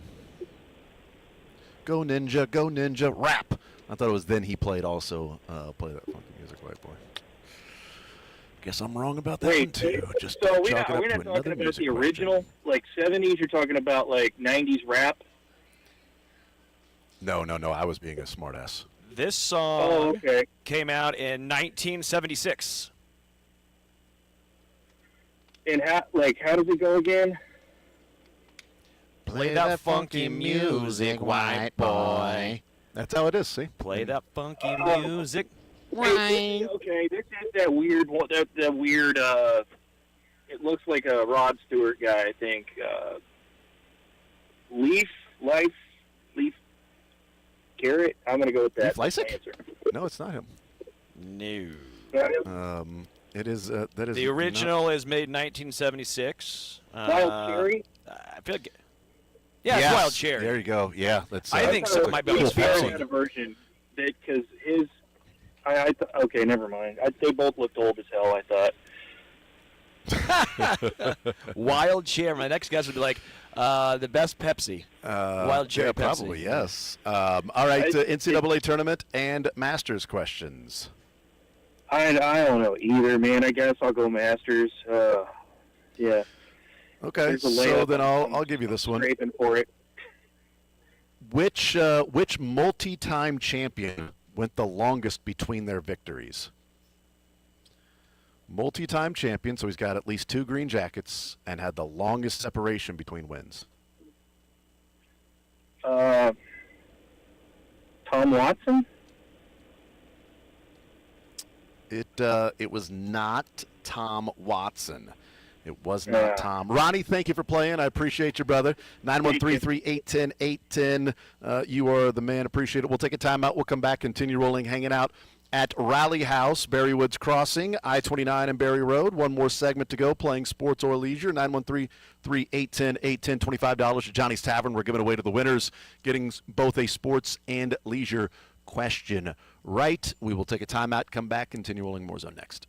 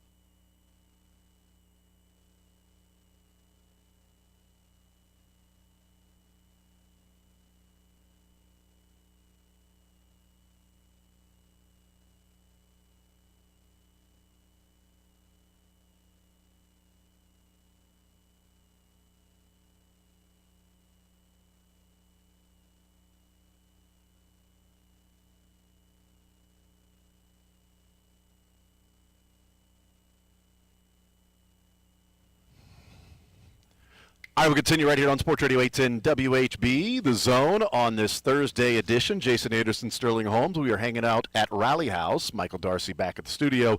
Our location, Rally House, is Barry Woods Crossing, I-29, and Barry Road. They've got all of the City Connect stuff out and stocked and ready to go at the Rally Houses. Certainly this location as well. The Royals will be breaking out that City Connect stuff coming up tomorrow night. We are giving away a $100 gift card to Rally House. 2 of them here with the drawing. You've got about 10 minutes or so to get here to register to win the $100 gift card to Rally House, and about 10 minutes to get here to have a more random jersey, Chiefs or Royals, than Carlton Gray, who played about 10 games for the Kansas City Chiefs. The well-known number 23 Carlton Gray, but we're giving away a $100 gift card to the random jerseys that may show up, and that's a really random one and tough to beat. Also, $100 that we're giving away on Facebook. If you see the post on Facebook and you like and comment, you're automatically registered to win $100 to Rally House. Boom. We are giving away $25 to Johnny's Tavern. If you get a sports question and a leisure question right real quick, the categories NCAA Tournament and Masters are the categories. What about leisure? We have riddles. We have one-hit wonders. Yeah. We also have Masters trivia, but the leisurely side of Masters trivia. Okay, you can leisurely answer some Masters trivia. Let's head back to the phone lines, 913-3810810. Cajun joins us to play a little sports or leisure. Cajun, what is up, brother? How you doing? How you feeling? What side do you want to start? I'm doing good. Enjoying the weather outside. Leisure, please. Good. All righty. Do some leisure massive. There we go. Leisure. All right, Cajun. Got you, Sterling. Hole 18 at Augusta is called what? I should not have for the Masters. Oh, come on. Everyone knows hole 18. Hole 18 in Augusta. It's called what? It can be a Christmas name. It could be a Christmas name. It could also be a bush / tree. Oh. Yeah? Yeah, I see that. Yeah, absolutely. Mm-hmm. No idea. I'll pass. What? You can also have a Jolly Christmas. You can have that and a Jolly Christmas. The best time of the year. I have no idea. Well, no, but what makes you happy during Christmas? We're fur. No, I do like fir trees though. Those dudes make me happy. Have a Jolly Christmas. It's the best. Oh, he hung up. He's out. Cajun's just like, I'm out, dude. Man. Peace out. Audi 5000 pops. All right, fine, Gone. Cajun. Oh, I tried. And gone, Cajun. That's what Cajun told us. Trying to give you a hint. Hole 18. Head down to the sidelines and talk with Miss Rowe. Hi, Rowe. Mrs. Rowe. Don't want to say your first name. Let's bring Matt on. Matt. Sports or leisure, what side do you want to start with, man? What sports or leisure, as I've already asked it. I'll ask it one more time. Matt, welcome into the show. Sports or leisure, what side would you like to start with? Thank you. I will try that Masters one. All right. Hole 18 at Augusta is called what? Is it Holly? It is Holly. Yes. Hole 18. See, I was going with Holly Rowe. So going down to the sideline and talking with Miss Rowe. Yeah, no, I get it. Holly Rowe. I get it. Sorry. All right, over to the sports side. We have NCAA tournament and also, what are the odds of this? Masters. Sports questions here. What are you thinking for that category? I'll try a tournament, please. All right, NCAA tournament for you. Let's go with this one. Who was the last most outstanding player, or who was? With Arizona losing on Saturday night, they did not have an MOP. So who is the most outstanding player the only time Arizona won the national championship? I know it was one of two people. It was a fun saying at the end by Billy Packer that had the great saying when Arizona wrapped it up. I'm trying to remember which one it was. I'm a KU fan, so I dislike them both. Yeah, yep. Well, it would be the one that Billy Packer had the great line when the clock hit 0. It's a fun game that people may play. Little kids sometimes play. Okay, I'm going to go with Miles Simon.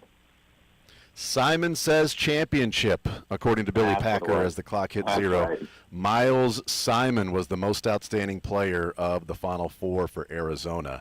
Well done. That's a winner right there. That is a winner. Matt, congrats, man. Appreciate it. We could put you on hold. $25 at Johnny's Tavern heading your way. Thank you, sir. Thanks, guys. Absolutely. There you go. There's 4 winners. That means that's $100 to Johnny's Tavern. We're giving away $100 to Rally House, and we just gave away $100 to Johnny's Tavern. How about that? Huh? $100 day. That's what it is. It's a red letter day. It's a $100 day around here in the zone. It's a $1.9 billion day as well. Could be for the ballpark for the Kansas City Royals, as the Kansas City Commission, should get the specific name right, but the council, the Kansas City Council members introducing legislation authorizing the city to work with the Kansas City Royals on a comprehensive set of agreements to keep the team in Kansas City and bring a new downtown ballpark to the heart of the city, focusing on development agreements, a binding term sheet lease, and the legislation authorizes the city manager to do that, and design, construction, and operation of a new stadium, office tower, and supporting infrastructure in and around Washington Square Park and Crown Center. That project representing $1.9 billion in investment in the future, $600 million of that through bonding, with Kansas City committing that. Economic activity redirections from the stadium and surrounding development. The stadium site remains part of the Kansas City Parks and Recreation System. The state of Missouri anticipated to provide support for the stadium development through the Show Me Sports Investment Act, which can fund up to 50% of qualifying stadium costs. And along with that, the CBA, the Community Benefits Agreement, will go to the parks and rec around the area, the recreation system, parks and recreation system in every corner of the city, ensuring the stadium benefits not only workers from across the city, but also kids and families with new playgrounds and ball fields and pools and recreation in every part of the city, northeast, south, and west. So $1.9 billion with that.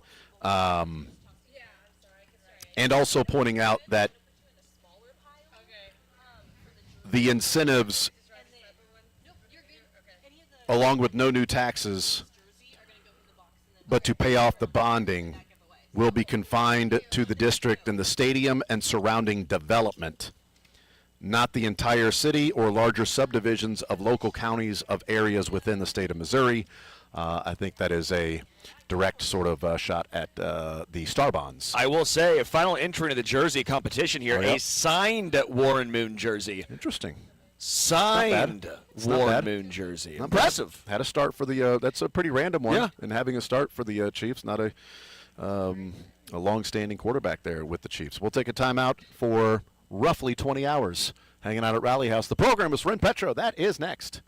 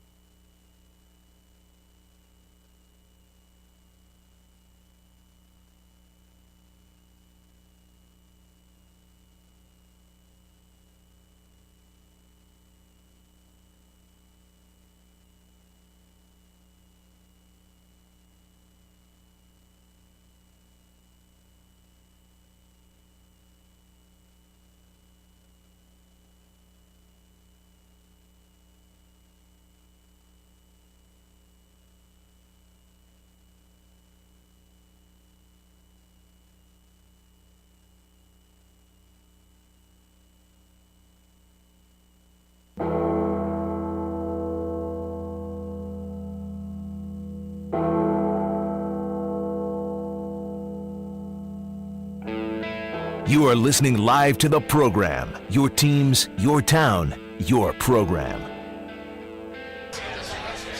And now, the master of his own domain, Surin Petro. Right you are, Kay. Right you are. Petro on the program on Sports Radio 810 WHB. Thank you for joining us here on a beautiful, fantastic Masters Thursday.